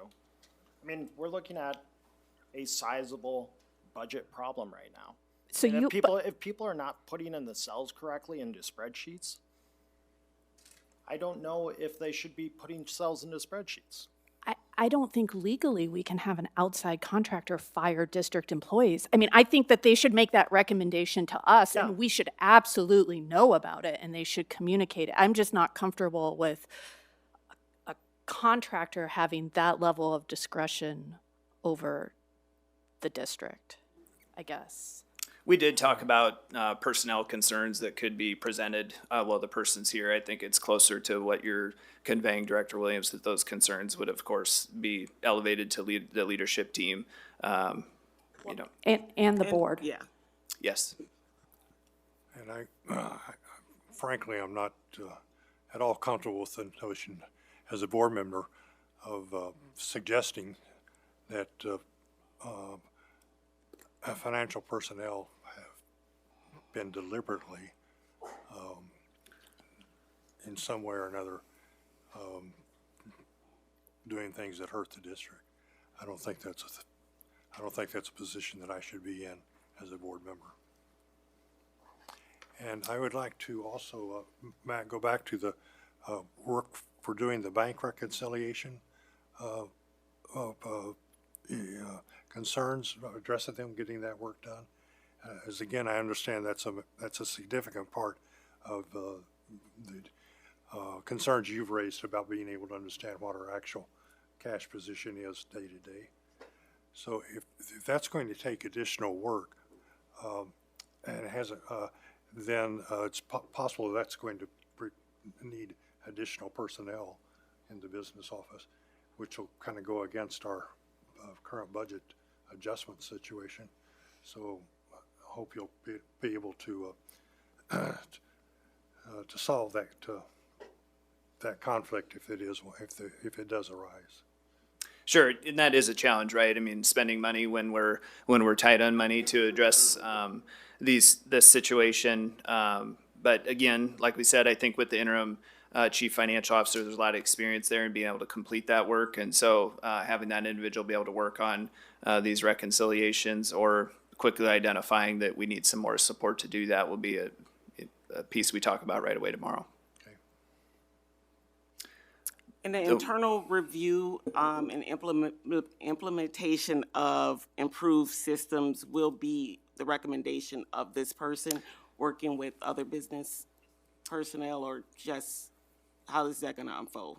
Yeah, exactly. And so, you know, we've obviously had a conversation here before about things provided to us in the management letter through the audit that where improvements need to be made. And so that's kind of a starting point for a conversation with the interim chief financial officer, and then just their skills and expertise to take an assessment of our current protocols and processes, and then give us some feedback on those. Some of those things, of course, have been addressed and been operating in better fashion here in FY26, but there's other things that, you know, she may tell us we need more capacity in that area to do it the appropriate way, or she may talk about a process that isn't currently being employed that we need to consider. So I think we'll be leaning on a lot of guidance from that individual for sure. That's the one thing that I would add is that part of my reflection right now is that if we had qualified people in the first place, we wouldn't be in this situation. And I want to make sure that our business department has the most qualified people, like we have the most qualified teachers in our classrooms. Thank you. Just the last thing I would add, there was some question about it last week about notification to the state auditor. We did take that step this week in a proactive fashion to make sure that we did contact them and just bring them up to speed our situation, that there's no fact right now that would require a mandatory report, but we did take the step to make sure they were brought into the loop. And I know you copied the board, but was a response received? We have not yet received response unless there's been something since the start of the meeting. Okay. Any additional questions or comments? So in terms of your communication with the auditor, it wasn't an ask to come in. It was just a notification of the situation, correct? Correct. Okay, all right. Okay. And next up, that takes us to our presentation for tonight, which is the potential budget reduction ideas. Okay, I'll try to make sure I scroll on the screen here, but if you want to pull up the document there on the monitor in front of you too. Tonight we wanted to start an initial conversation about the 26-27 proposed budget reductions. You actually have two different documents included there for you this evening. One is what we're doing to try to limit spending here yet this fiscal year. We've been working with our building admin and building-based staff on that approach, and district purchasing staff as well. That goes back to the object code conversation we had at a work session there, or financial oversight committee meeting. But for this evening, we wanted to start just with like I said, some proposed budget actions. We know you're going to come back and talk about this again next week. And so, of course, questions, feedback, additional level of detail that you would like to see, we're expecting that for tonight as we just started, again, providing some potential solutions or pathways here. And so the first thing I'd start with, of course, is the first box with administration. We talk about having district administrators reassigned to building positions and reducing our overall administrative contract positions. We do have one retirement in the district, but the overall initial thought on this step was that we would have two district administrators that would be moved to building-based roles rather than continuing to serve in a district capacity. And then you, of course, see the executive cabinet administrator pay freeze that the team has acknowledged willingness to take that into the next school year. Then the next section talks about district office savings. And for district office, of course, we're talking about positions whose home is here at the ESC or CFI. And so you see a projected number of 12 to 16 FTE there. That does not necessarily coincide with 12 to 16 people. Some of those FTE are partial release positions where they may be in a building-based role for 0.6 of their time and then spend another portion of their time here serving in a different capacity. There's some mid-year attrition that is also on this list of positions that have been vacated here throughout the year that we haven't filled since that time in January. And so we also accounted for some savings in that regard. And then the reassignment of special education lead support teachers really would allow us to continue to keep caseloads at the building, lower or in a reasonable band there. And so those folks would be reassigned to those building-based teaching positions to make sure that we keep roster sizes in a reasonable state there. The next section talks about probationary teachers, and you see the notes around the performance-based non-renewals as recommended by building administrators. Every year we have some of those that occur just from a performance basis. And then also another bullet point about non-renewing identified probationary teachers. And some of these savings would be not all general, right? Some of those would be potentially general and categorical funds, depending on the position type and where that current position is funded. We would try to really do that strategically through some non-renewals of positions that could be replaced with other folks that would be being displaced from elsewhere in the district, like the office here that we had just talked about. I think that's it for my notes on that one. The next section, of course, moves to elementary. We talked a little bit in policy and governance about the RAM in the 600 series. Really, the last 2 school years, we've operated in those levels that we recommended the change there in P&G to make sure to reflect current practice. This would generate around $900,000 of savings, and we would go from 301 classroom teachers down to 291 classroom teachers at the elementary. And these reductions, we believe, could potentially even achieve some subtle class size improvements just based on enrollment declines. As Kurt was talking about the certified budget process, you saw obviously we're working with a different number of students. We typically gain some more students in our secondary feeder pattern, and so we have larger high school classes, smaller kindergarten classes coming in, and so really the ability to accomplish this through retirements and resignations and not have a negative impact substantially on class size there. Middle school and high school, you don't see a great depth of information provided there, but none of those position reductions through attrition would impact our ability to offer the full menu of programs that we have at our middle schools and high schools. And so we would be continuing to offer all the programs and courses that we do now. We would work heavily, of course, on these positions with the principals to know how we can continue to offer that same program of studies through some strategic not filling of attrition-based vacancies there. And then we go to operations, and for operations there, we talk about reassigning our custodial substitutes into open positions that occur through attrition. And so we have a great team of operations folks and custodians, and so as those positions open up, we would make sure we reassign the subs into those open positions, and then through the attrition-based staffing reductions, some positions would not be replaced. We'd reduce some summer help or delay some summer projects if we're not able to accomplish that with the existing folks that we have. So those things could include technology, grounds, and painting throughout this summer that would generate the other portion of that savings. And then district personnel adjustments. This is just trying to take a little larger look where there's some uniqueness in different roles that we have on there. So when we talk about support staff adjustments and looking again at through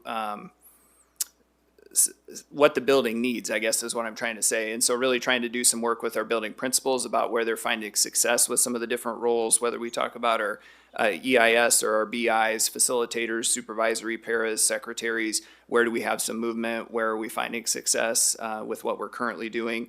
And so that would be a close point of emphasis as we work through those with our building principals. You see the note about reducing building sub positions. That's something we've worked through before. We actually are seeing some higher fill rates the last couple years. The building subs were a really critical piece for us at one time when our fill rates were struggling, but we've seen a much higher success rate on filling those positions. You see some stipend adjustments also mentioned there when we talk about different compensation that we provide to, oh, excuse me, I hit the key there. to lead high reliability schools work, or curriculum advocates, or core content specialists. That one's noted there at $150,000. The special ed reductions, where it says to be determined, we aren't taking any intentional action steps on that one. That is just a savings that we think we will be incurring for the next school year based on some of the ongoing work that we've done around inclusive-based practices and making sure that, of course, we're always going to meet a kid's free and appropriate public education and provide all the services delivered in an IEP. But as we've continued to try to work through our special ed leadership and in our buildings about promoting independence of students, we do think some savings will be realized there. That one's a relatively hard one to forecast. I think we went back and forth about even if it was worth mentioning or putting forward to you, but we do anticipate some there. If we can't really forecast a cost by the time we would get to next week, we would remove that one. Administrator travel, this one shows up on the second doc as well about suspending all administrator travel for conference attendance. And then finally, the hiring limitations and positional savings. So looking at the experience education, that new hires that we do need to make, what that would include, and how we would look for a successful candidate through that process. And then non-personnel adjustments is the final category there. We've talked about discretionary busing before. We have, I believe, 16 routes of discretionary busing. Each bus route costs about $52,000. And so you could consider a reduction of that or eliminating that discretionary busing besides what's required by law. We also mentioned about reducing transportation costs for student events at the CFI or other trips. Software expenses. This has been a question that's come up with a couple directors different times. We heard a couple commenters tonight about that. I think we'll want to continue our assessment of those software expenses and what we could potentially eliminate or save in that regard. Delaying curriculum purchases, I think from past budget reduction conversations, most of you are familiar with that's a one-time savings, but again, considering our cash issue, we do think that'd be an important step to take in that regard. We also had some good reason to believe we weren't going to be ready necessarily to purchase in a couple of these areas because of a pilot that we wanted to still continue or still look at that could bring some of these curriculum purchases together in a cheaper format eventually. And so that was a kind of a late add today as we continued to work on this through the weekend and beginning of the week. And then finally, consulting contracts. We have eliminated a lot of those over the past several years. But that is one we'll provide an additional level of detail to you again next week to make sure we can give you a good summary of what's all included there and what we would be able to target for a savings in that regard, that for anything that we would be participating in that's not directly benefiting our students. So again, that's a kind of a brief overview, but certainly wanted to hear your feedback and any questions you have or things we can bring back that would help inform these future conversations and decisions. And I'm anticipating there might be a few, so I might just sit down while you ask those.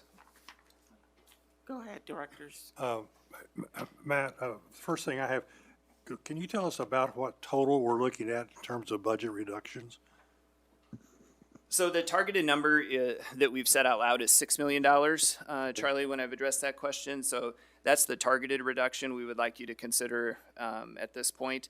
If there's things we think where we could go beyond that, I think we know this is probably not a one-year challenge. And again, you know, even as some of the people talked about for just school funding in the state, we know we have our own unique challenge, but we also can anticipate things like enrollment continuing to be challenging and then just the ongoing challenge of funding. And so I think scaling down resources is going to be a new normal part of the conversation. So while we might say 6, you know, if there's an opportunity for us to achieve more, that would probably be wise to do so. With just kind of piggyback on Charlie's question, this $6 million, when we find out whatever our large loan payment will be, whatever the large loan will be, will we have more cuts when that comes? When we have like an idea, a picture of how much that is from the I think, federal yes, you'll have a better picture. I think part of the challenge right now without being able to accurately forecast what that is or having all the information that would provide that forecast, we do need to begin this process, and especially since there's some impact to our staff. And so that'll inform some of next year's conversation. It could still inform some of this year's conversation, depending on the timing of that.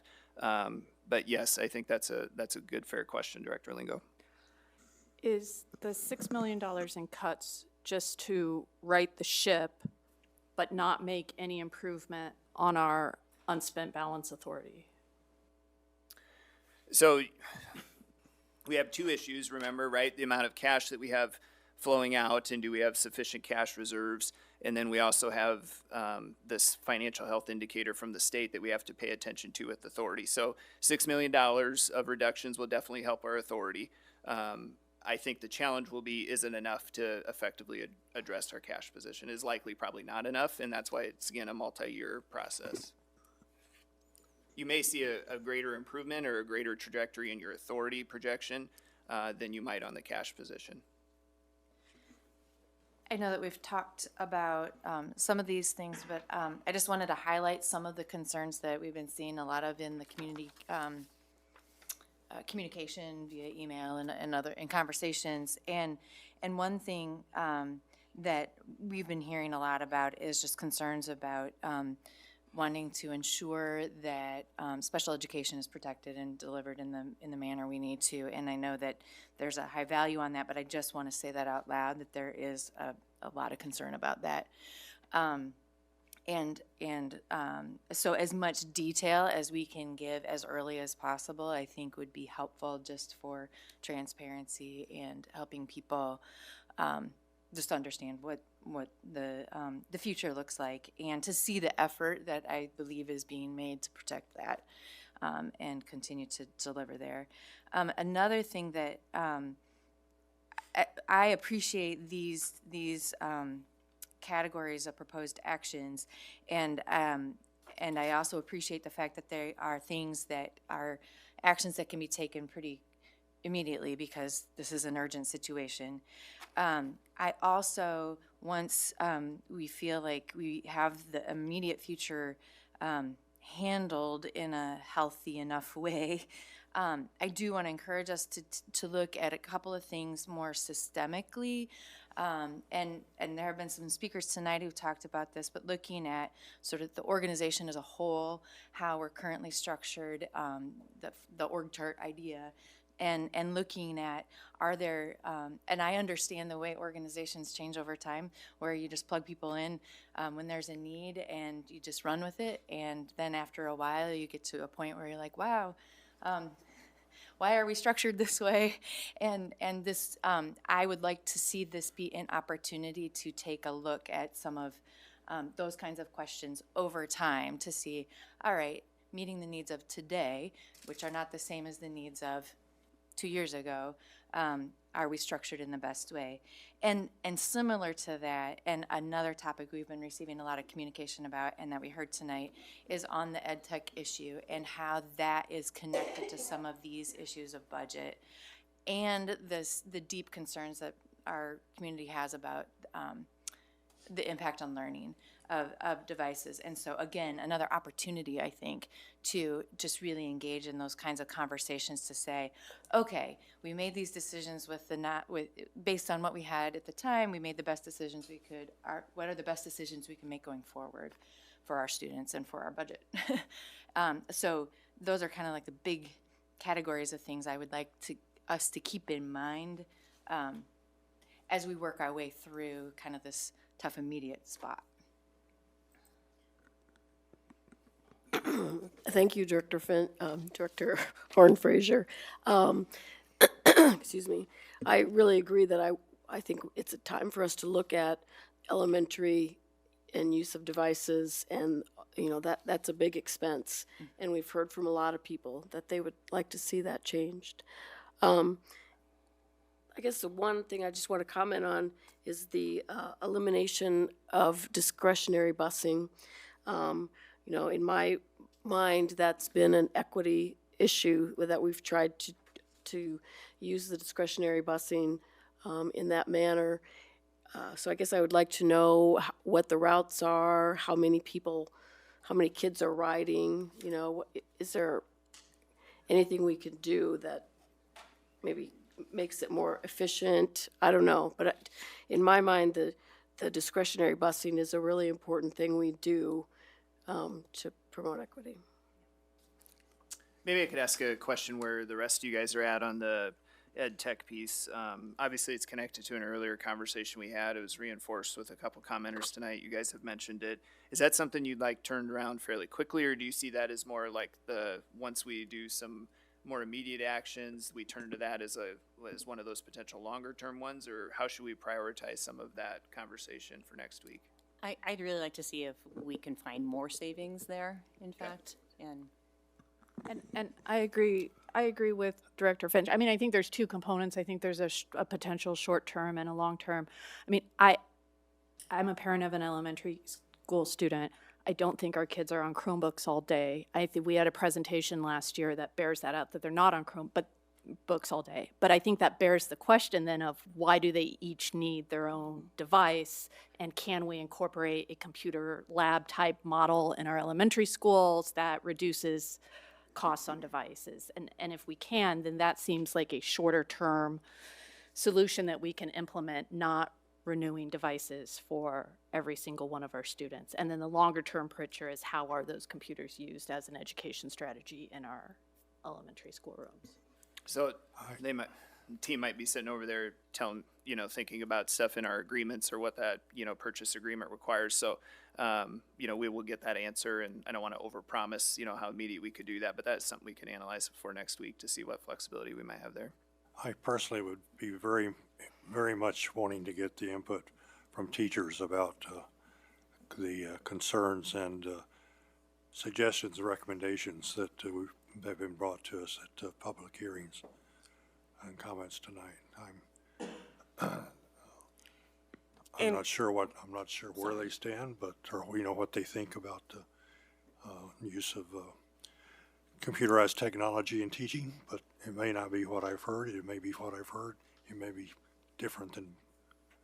As the board Luddite that has been asking for this for 2 years, I support it very strongly, and I have heard from enough parents, teachers, students in the district that the amount of time on a screen varies wildly by school and by teacher. I know one little girl in my life that, she's not very little anymore, but she tells me that she spends 80 minutes a day on the Chromebook, and I have no reason not to believe her. So it's please and thank you. Well, I have no reason not to believe anything that I've heard tonight, but that doesn't mean that I don't want to hear other things too. I had a couple of questions regarding administrator reductions. Have those positions been identified, and will we get more concrete details next week? Potentially. We're obviously working through this it does affect individuals. And so depending on what we can communicate to those individuals in that fashion, and then also where we'd have available opportunities for folks to serve in different roles. So as we have that information, I think we'll want to continue to, of course, bring that back to you. It's just going to be a matter of timing. And under district office savings, talk about that not all savings would occur by July 1st. Do we have a best estimate of when we would achieve some of that 1.2 million? Yeah, and I think that speaks to the what we see in attrition, and so where we have some openings that are created, and then when we're able to move people into building-based roles. And so I think what we're trying to signal there is that, of course, we'll start that work right away, but there may be future opportunities that are opened up after July 1st where we would continue to work to reassign folks to building-based positions. And for the non-renewals of probationary teachers, I'm assuming the performance-based non-renewals, those have been ongoing conversations with those individuals that, and maybe remediation have been taken to try and improve performance? Yeah, we'd be following the Iowa code according to that process for those individuals. So that one's more a signal on there to know that we will have some movement created because of that process. To follow up on President Malone's questions, so the reassigned personnel, I guess I'm wondering what thought process is going into that, and if the principals are having any input into those reassigned employees? I think the thought process is, I think we've heard some pretty consistent feedback about the amount of positions that potentially are at the district level instead of providing direct service to kids. And so I think we wanted to, of course, prioritize that we want to keep as many of those services directly in place for the students, of course, as possible. I think as far as what level of input we can provide the principals, it may be more limited than normal, as we only have so many folks that could be certified to do certain roles and positioned to do those roles. But of course, we work with them through that process and talk to them about what that would look like. So no, yeah, the first part of that question wasn't, I totally agree of, but what I meant with the thought process is what is the thought process of where we place them, and will the principals be involved in that, or are we just plopping people? Oh, sure. Okay. So it's going to be based on openings. So if we have people that leave the system or retiring the system, and then we would have individuals that are qualified and capable of doing that role. So we would make those movements based on. But will the building openings. principals have a say in who comes to their building? That was kind of the second part of my Okay. answer, Director Finch, that Okay. Yes and no. I mean, there may not be a lot of options because we may not have 3 or 4 individuals that could do that specific role. There may only be one person with that appropriate certification that we could move into that position. Okay. So Okay. again, we would talk to the building principal, we'd work with them. I think we can do that at a successful level and have that collaboration. But I just want to be honest with the fact that there may not be an element of choice or input, that we're able to have in all of those scenarios. Okay, all right. I did just want to globally thank everyone who came tonight to speak at Community Comments. And I know that it's uncomfortable to sit here and to listen to angry people, but it's very important. And I do want to remind us that, anger comes out of what's important to us, and we should really value a community who is concerned about the kids, and that's what we're hearing tonight, is people that really want the best for all the kids in our community. And so thank you to everyone for coming. I've got a lot of questions, and so I guess I'll start from the top here. So I agree with so many of what the community commenters said tonight about trying to limit the cuts in the student-facing roles. And so whatever we can do to try to see more cuts in the central administration, to try to limit the impact on our buildings and in our classrooms, it's very important. This is mission critical. This is why we exist.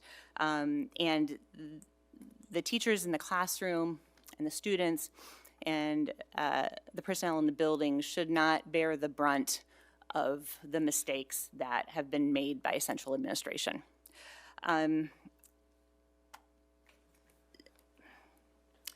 So,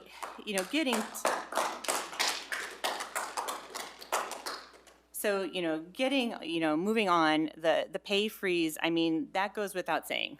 Of course, we need a pay freeze. I think we need to go further than that, and we need to take a fresh look at every contract that is on that organizational chart. And that's something that we should be looking at.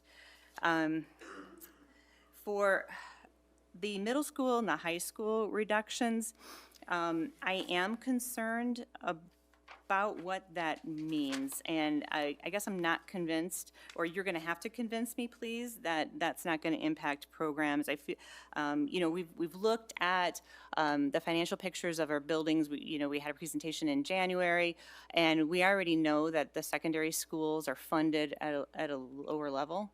And so I'm concerned about further reductions on the secondary level and what that would mean. And then also at the elementary level, sometimes we kind of paint a rosy picture.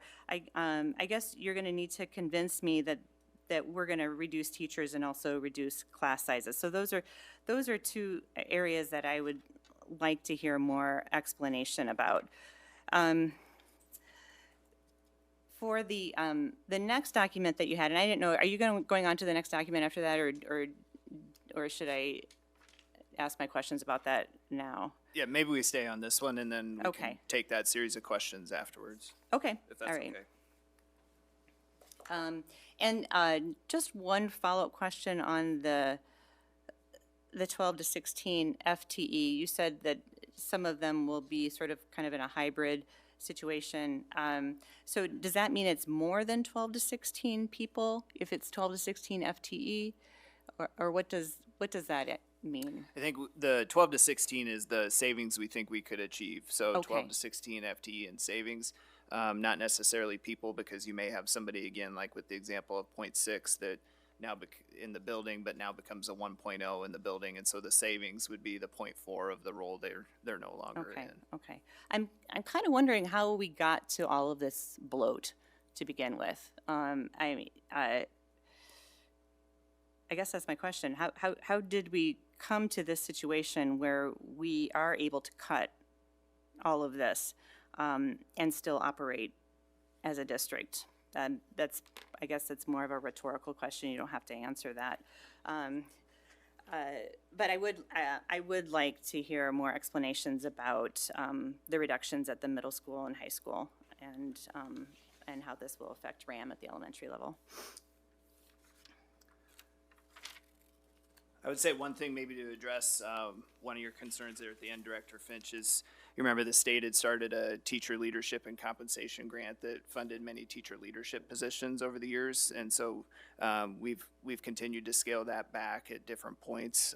But that would be some of where these positions would have been originated when that was more of seen as a categorical funding source. And now that those funds have greater flexibility to use in the general fund, that would allow some of the positions that we're talking about here that have served in more district-based capacity roles that we could move to the building. I guess my frustration is that we just seem to be flat-footed when it comes to decisions like this, and we wait until a crisis moment to make these types of decisions. It's my hope that we kind of learn from this and we are a little more proactive in the future. Can I pick, I don't want to interrupt your questions, No, but can I I'm pick? done. I'm Oh, done. okay, Yeah. perfect. Great segue. Because I want to pick up where you left off, Director Finch, because I agree 100%. Like, this is the second time that I've seen a document like this and been asked to make millions of dollars of cuts. And it seems like I was struggling to how to articulate it coming into the meeting tonight, but I think you're right. We wait until we're in crisis mode, and then we do this big $6 million cut or $10 million cut or whatever it has to be. And I just think we're going to make these cuts. We're going to find the $6 million. We're going to do it, and we're going to be very thoughtful about it. But I don't think that's where our responsibility ends, the seven of us. I think that we really have to commit to taking a hard look at the district's financial picture over the next 12 months and come up with long-term budget reduction strategies where we can save more money in order, in some respects, to build up our UAB, which is like wildly irresponsible at this point in time. The way we are running our UAB is, and anyone who's served on the board with me knows that I always have been saying that we need to protect that, and that is the one thing that we sometimes disagree with, my friend. But and I think one of the things that we have to do is take that I always talk about that heat map, the color heat map with green to red, about where we're spending responsibly and where we're in trouble, and we're consistently red in operational expenses. And I don't think Mary's here tonight. She's going to miss me saying that she's right. She's usually right about almost everything. But she emailed us, right? And she said, we have too many elementary seats and not enough elementary kids to fill those seats. And we are just bleeding costs because of our inefficiencies. This came up 2 years ago when we talked about pairing schools, and that was a way that we could save a lot of FTE. To me, that's the long-term strategy here, is we have to look at solutions and choices that are not going to be popular, but I think that we really owe a duty to investigate, to get this district back on secure financial footing, because again, the Senate, it was the Senate that came out with 1.75 SSA this year. Like that to me is the forecast of things to come, right? I am not saying we are in this situation because of inadequate school funding, but it's not going to get better. So we have to, the 7 of us, understand that it's not going to get better. It's probably going to get worse. And we can't, I just can't continue to operate with emergency cuts. We just have to do a better job of like really thoroughly cleaning the house. It's just the reality that we live with. We have a finite amount of money, and if we're using too much in one area, that means another area is not going to get enough. Yeah. And we have to do a better job of that. So that's, I'd like to see us long-term, the next, 12 months, not just do these cuts and say, all right, well, we did cuts, I'm sure everything is fine, because I don't think everything's going to be fine with just these cuts. I do have a couple of specific questions. Our non-renewal notices to probationary teachers, do those have to go out by March 15th? Or when do those have to go out by? Do you have the specific date there? No, we have until April, so it's the end of Okay. April. So we're in good shape there. We would need to get, part of the reason we're wanting to look at some of those things early on is just simply for the benefit of the employee if we move in some of those directions. So we do not anticipate then sending out a blanket non-renewal notice to all of our teachers currently on probation? No. Okay, thank you. With respect to attendance support busing, Director Abram, I agree that it is an equity issue, but I would really, do we have any data to support that our attendance support busing leads to better educational outcomes for our students or better attendance? Can anybody tell me that it's helping? Because I don't want to cut it. But if we don't know, if we can't show that it's helping, to me, it has to be a serious consideration. Yeah, that's why I was asking for how many kids are on those buses and regularly, and are we getting them to school? Yeah. And we could come back, do our best to come back with some additional data on that one, or the other thing, just in a general sense with some of these reductions, that some of these may be on different timelines, might be the other thing to consider. Like if you decide that's one we want to continue to talk about, and there's others we're ready to move forward with, that may be something to entertain as well. But busing linked to attendance, and then if they attend school, what's that do to performance? Maybe they're not attending if the bus isn't there. So I do think some of that data analysis would be important to consider before a decision there.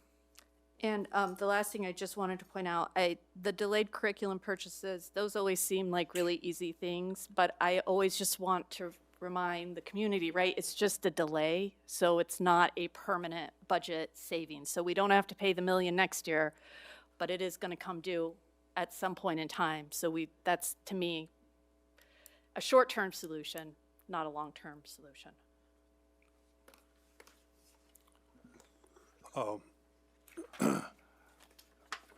I have a couple of questions too, specific questions for you, Matt. One, I don't quite understand how reassignment of staff results in cost reduction.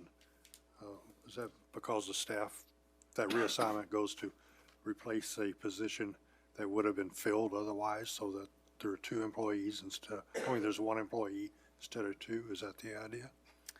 Right, we have to generate enough attrition or enough people out of the system for those reassignments to help us. And then, of course, we're not backfilling the position that they're leaving. So if they're reassigned to a building-based role, we're not backfilling the position. They would be vacating from a district-level position. Okay, thank you. And then I also agree about the discretionary busing conversation. I think if it's necessary for a number of students, then it's something I think we have to provide. And special ed reductions, I'm really nervous about anything that gets into that area. As I recall, the additional number of paraeducators that we employed this fiscal year was in large part because of they were requested by special ed programs. So that leads me to my comments about our long-term task here. I agree that the district, as all districts, have to try to figure out a way to live within our revenue constraints. And we seem to know what that amount of revenue is likely to be. To me, that's a bit of an advantage. But we are also required to provide a good education for every district, every student that enrolls in this school system. That's not easy to do for a whole host of students. So I'm more than eager to participate and get started at that work. I'm not anticipating that we're going to be done within the next year or two. As people have pointed out tonight during their comment period, our equity, or our approach to diversity in this district has taken a marked change for the better over the last several years. But that change has come about because I would say that change has not necessarily come about because there was a board majority that wanted that change to occur.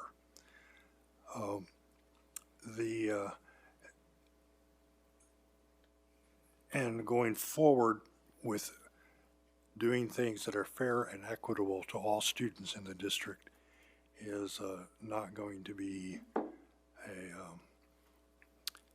a process that's obvious in all of its detail, or a process that may enjoy wide community support, but we're going to have to do it anyway.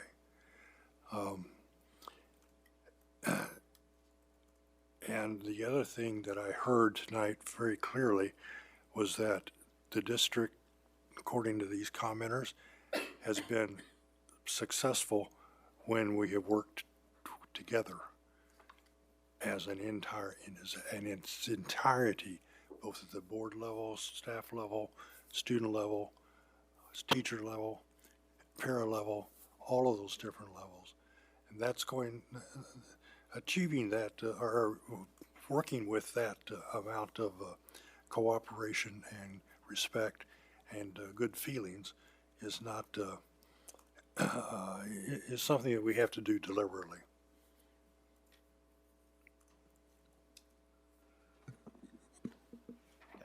I have a few questions here. First, in a few statements, what happens if we don't attrition enough people?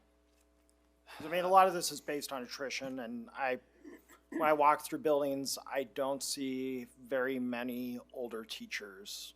It feels like we have done a lot of attrition over the past 5 or 6 years. I'm just wondering what happens if there's not enough to leave. Yeah, I think that's why you see the non-renewals as a piece of this strategy, Director Lingo, for the said reasons you have. We've also tried to do an intention survey in the spring. Again, not a high number of responses there of people that are planning on leaving, but those continue to, of course, pick up as we move through the spring and people learn of different opportunities or different situations that pull them away from the district. So that's why that strategy is coupled with whatever we might just see through natural attrition. I know in it might be this one or the other one, I can't remember for sure, the pause on SAVE funding, or for the FMP 2.3, how do you envision a large loan affecting the interest rates on bonding with SAVE and PEPL? Bonding for the larger loan or for Like, PEPL and SAVE? we're already gonna, if we're gonna take out a large loan, will that affect our interest rates when we go to bond SAVE revenue for FMP expenses? Yeah, I think that's why you see this suggested pause, because we're probably quite a ways away from those steps, right? To position ourselves to be able to be involved in some type of a larger lending strategy for the general fund, and then considering what we want to do with those PEPL and SAVE funds. So I think the first priority is to, of course, stabilize our ongoing cash position for the general fund, and then to regroup on what some of those future projects look like for us. And one of the things that I do want to discuss, because this could affect what comes from our general fund, any of the FMP 2.3 expenditures that have an indoor component, I want to see a detailed explanation on how much those additions will add to the general fund cost to operate those buildings. Because I know when we talked about the athletic facilities, we were floated somewhere between $75,000 to $200,000 a facility. So if it's on the high end, that's $600,000 or 6 teachers. If it's all coming out of the general fund, yes, I know it comes from different funds and things like that, but it's something that I think the community needs to have a very good idea of, so the discussion can be, do we have a field house for $200,000, or do we have 2 more teachers in a building? The next one that I want to go to is, given the comparable underfunding of our middle schools compared to elementary buildings, reducing teachers at this level is a hard no. I went back to look at the January meeting. I think it was the January finance meeting where we actually looked at how much it was per student that the buildings were getting. If Southeast Middle School was funded at the level of SSA last year, they would have $897,183 more dollars to spend in their building. If Northwest Middle School was funded at SSA last year at the level, they would have had $559,839. If you go through the education literature over and over again, and I know that some people have told me this from when they talked about doing the middle school concept, that middle school is the most critical year, that is the hardest to get students to budge in their test scores, in their learning, because middle school, if you've taught there, if you spent 6 years in a middle school like I have, it's a different place. And I tell you what, when I walk into those buildings, those were my favorite buildings to visit this year, because it's just squirrely, and I love it. But when it's that squirrely, it requires an intense amount of educators within that building to reduce class sizes for learning. And I mean, the class size is already there. I'm just like, ugh, when I saw the class size report. And to take more teachers out of those buildings, that is just, it's very frustrating. And so this has come up in about probably a couple dozen emails, and Director Finch brought it up. When looking at the fringe benefits of administrators throughout the district, it includes car expenses, cell phones, internet, and deferred compensation of 6%. These are all things that we don't give our teachers, and I'm wondering, how do you respond to the emails that tell us this is what we need to take from Superintendent Degner to save money for the rest of the district? I would say if that's something we want to look at, of course, we work with our employees through a process of how those benefits are landed on over the course of years. And so we would want to go back to that process and then engage them in that conversation along with board direction. We obviously do negotiations with multiple groups. This group would be through a meet and confer process. So that would be my starting point. You had also suggested a policy, I think, Director Lingo, that's a good starting point for us around that I think it was 302.4 tonight. So that's what I'd say in response to a place we could start that. And similar question on the people that are asking for pay cuts of administrators. How do you respond to those questions? Yeah, I think the careful thing that we'd want to think about there is there's probably a difference between voluntary and then also what could be seen as adverse action to employees. And so anytime our position groups are asked to do that, I think that's the careful balance of what can be done through voluntary mechanisms, and then how do we not get ourselves in a spot where there's some type of an adverse action taken against a employer group. Thank you. And I guess the one final comment that I want to make is that, I mean, these discussions are hard. I don't like that it's the second time in my 2 years of doing this. I wish we would have gone further the last time we did it, so we would have cleared enough UAB. That being said, I love the fact that I have children in this district, because I see these mothers come up here today to tell me how much their children have learned and grown and how they have become better people through using this. And when I was watching those kids out there today, I started tearing up. Good thing my back was turned. But it's like having to listen to a bunch of kids singing K-pop Demon Hunters. If it had been Golden, then I probably would have been crying. But it's one of those things that is just so central and special about these schools. And for me, it's, no matter what elementary school my child is in, no matter what middle school they're in, whatever high school they're in, I know it is fundamentally the greatest experience that they can have in the state of Iowa, probably in the Midwest. I like to think in the United States for a public school. So that's what I want to finish on. I think you have a second document, Superintendent Degner. Yeah, and I'm sure you've had a chance to review this one. I wasn't going to go through this one line by line. It was more of an awareness piece for the board about what we've been working with building staff on. Of course, I'd be happy to answer any questions there. This, again, goes back to when we looked at the impact of salary and benefits for this year, and then what was the budget for kind of the other 15 cents on the dollar as we've talked about it, what we can do to make sure we hold those expenditures to the FY25 levels. So if there's a particular question or point in there, we'd be happy to try to address it. I would say, as working with our building staff, they've, of course, provided questions to us that have helped clarify the process or helped inform any next steps we need to take there. So questions the board has, happy to answer. So, it says that we're not allowing any buildings to carry over next year, but it also says that Booster Club, PTA, PTO, and fundraised dollars are still going to be used for activities.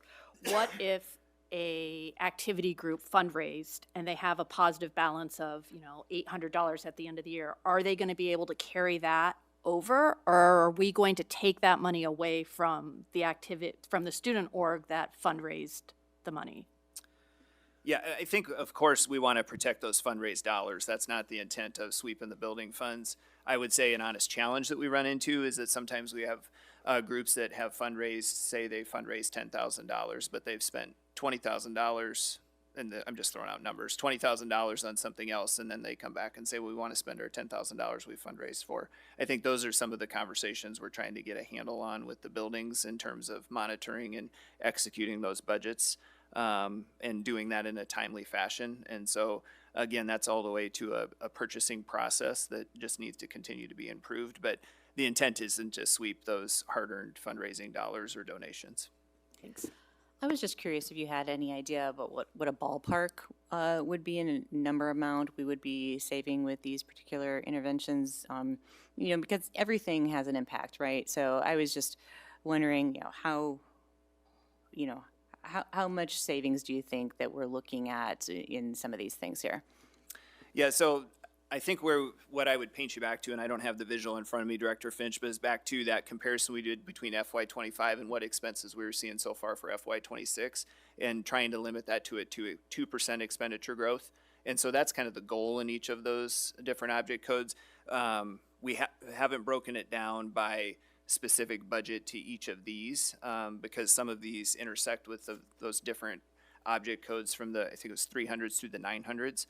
So if I had to give you a dollar amount, I would say that what we're tracking as those expenses go through is how they wash through then those object codes, and limiting that to a 2% growth or less, ideally. Okay, thanks. I think maybe an update piece we could provide you too on that at some point is obviously we'll have another month completed here with February that'll have another element of payroll data for us, and it'll have another element of the object code data that we could report back on. I know listed on here, it says the building budgets are going to be reduced or have been reduced 20% based on their beginning year balance. How does that factor into if there's a building with higher needs or, I don't know, serve kids that maybe with a higher free and reduced lunch and they buy food to ensure that their kids are able to concentrate during classes? Like, was any consideration given or across the board? Yeah, and that's some of the feedback we've been working with the building principals on about if that was a reasonable number or if we had a building for some reason that was an outlier and already on track to go beyond that, and then what we do to continue to meet that. Because of course, one of the the hallmarks of this is not trying to alter the student experience as we try to monitor these expenditures. So I would say we're trying to exert some flexibility in those situations to make sure we're not denying something's critical. That's not at all our intent here. Our intent is to make sure we're limiting things that don't need to be purchased right now. And is it, I know any spending request over 5,000 has to be pre-approved, but I'm assuming you're talking about single transaction. Right. But what if they split it? I mean, how are we tracking that if on Monday I buy from a vendor for $2,500 and then on Thursday I buy from the same vendor, same thing, $2,500? Yeah, I would just say our purchasing team is really good. And so they monitor these quickly, and even as we've seen bills come in, they turn them around really fast. Part of that's to do with the volume of things we see, and so we've also talked to that purchasing team about if they were to see things like that they flag them and then have that conversation with us. And so and the other thing I would say is just that our building principals and our building-based staff has been very cooperative and really want to help in this approach. And so I think just from a mindset of how they're approaching this is in a real positive end, but then we do need to have that back-end system checked too. Additional questions? Thank you. That takes us to tonight's action items. As Superintendent Degner, I think, mentioned, we don't have an accounting firm engagement because on here we have the interim chief financial officer engagement. I would open it up for questions, comments, if administration had something to say. I know other directors might have questions or comments regarding the contract before us. I think Director Finch commented earlier about wanting to make sure that there's some sort of board update written into there and it's not just reporting only to the superintendent. Yeah, and we've already communicated that to the different candidates we had talked about, and so she's coming in with that expectation. That'll be a requirement. Again, that's why we change asked. the language in the contract to ensure that, or Or an addendum? We kind of need it soon, so I think if we were to edit contract language and send it back to them and then ask you guys to approve it, we'd slow down that. Or an addendum? Yeah, if an addendum works, Yeah. that makes it quicker, then let's do it. Well, right, didn't you say we can alter the scope of work through the engagement letter? Sure. Yeah, so can we Yeah. approve the contract tonight and then in an engagement letter specify that they will report directly to us? Yeah, that makes sense. Yeah, that makes sense. Just have that ready for the next meeting. The engagement Or letter? Next week. Sure. We'll do our best on that. Yep. Any other questions, comments? Is there a motion regarding the interim chief financial officer engagement? I move to approve the interim chief financial officer engagement as presented in the agenda tonight. I second. All right. Board Secretary Coven, ready to vote? Online voting is open.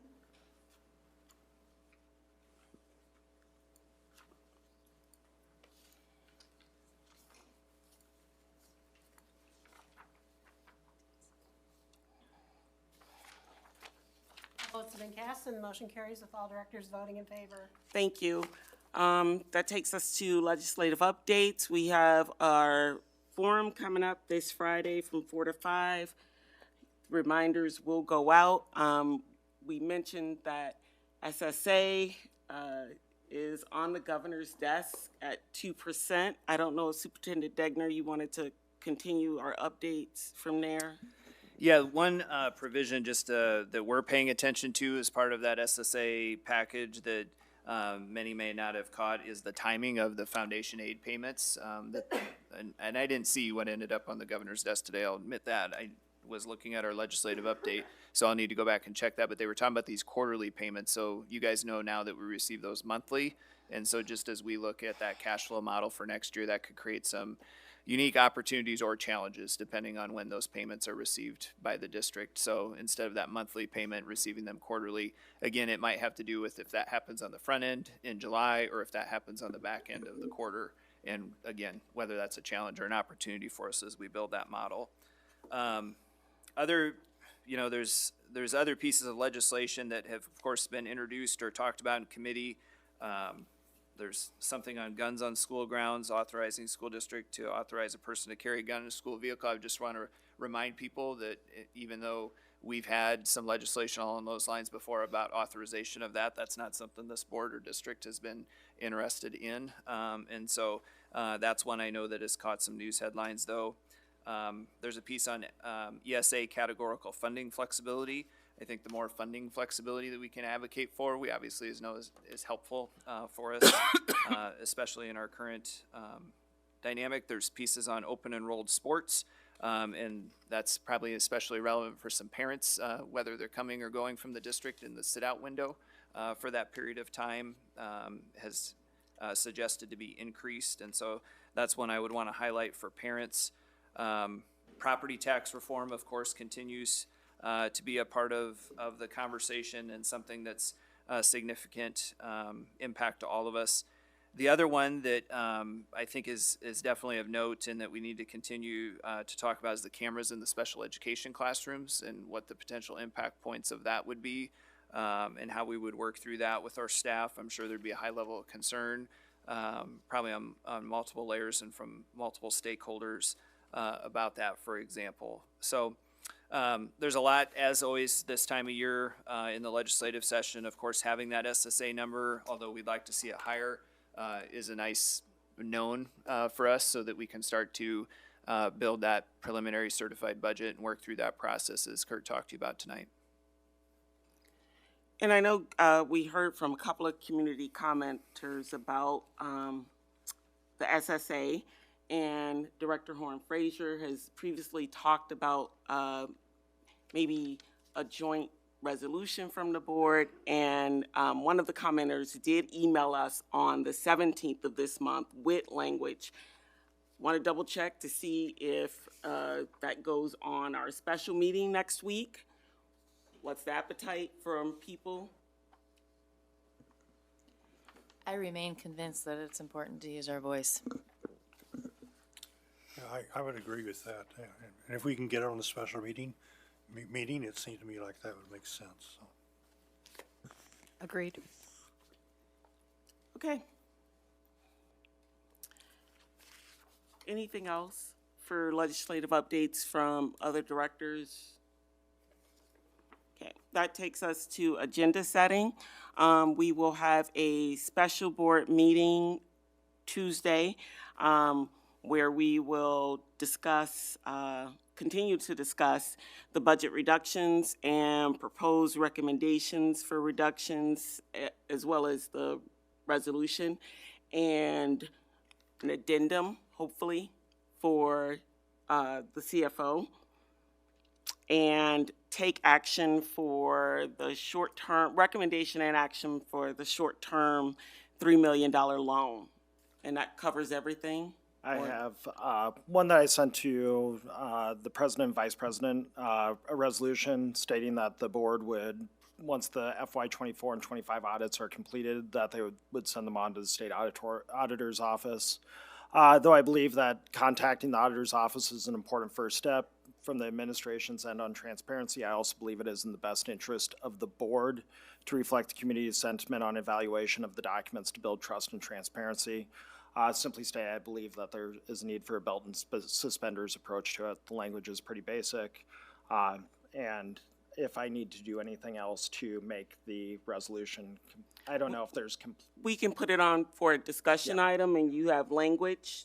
Yeah. Sorry, I Yeah, haven't it's been all in the good. email. Okay. Yeah, you've been getting emails, I'm understanding. Nope, just other stuff. All right.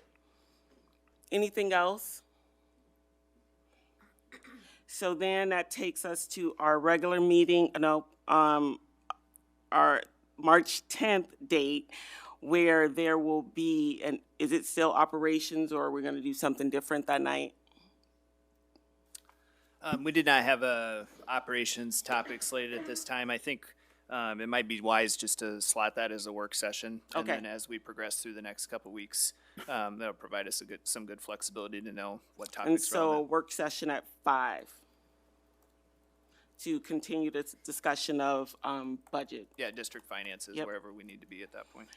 And then a regularly scheduled meeting with our normal placeholders, as well as the 600 policies again that will be discussed and voted on, and presentation again on the recommended budget cuts and reductions based off the conversations over the last 2 weeks.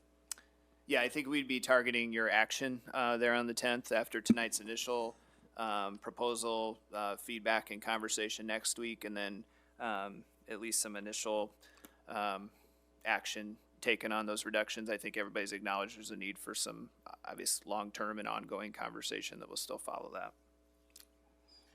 Anything else? And President Malone, you did highlight on the 3rd that we would be having action for the short-term loan, right? Yes. Okay, I missed that. It sorry. said recommendation and action. Yep. All right. If there's nothing else, I would entertain a motion to adjourn. So moved. Is there a second? Second. All those in favor? Aye. Meeting is adjourned. Thank you, everyone. Have a good night.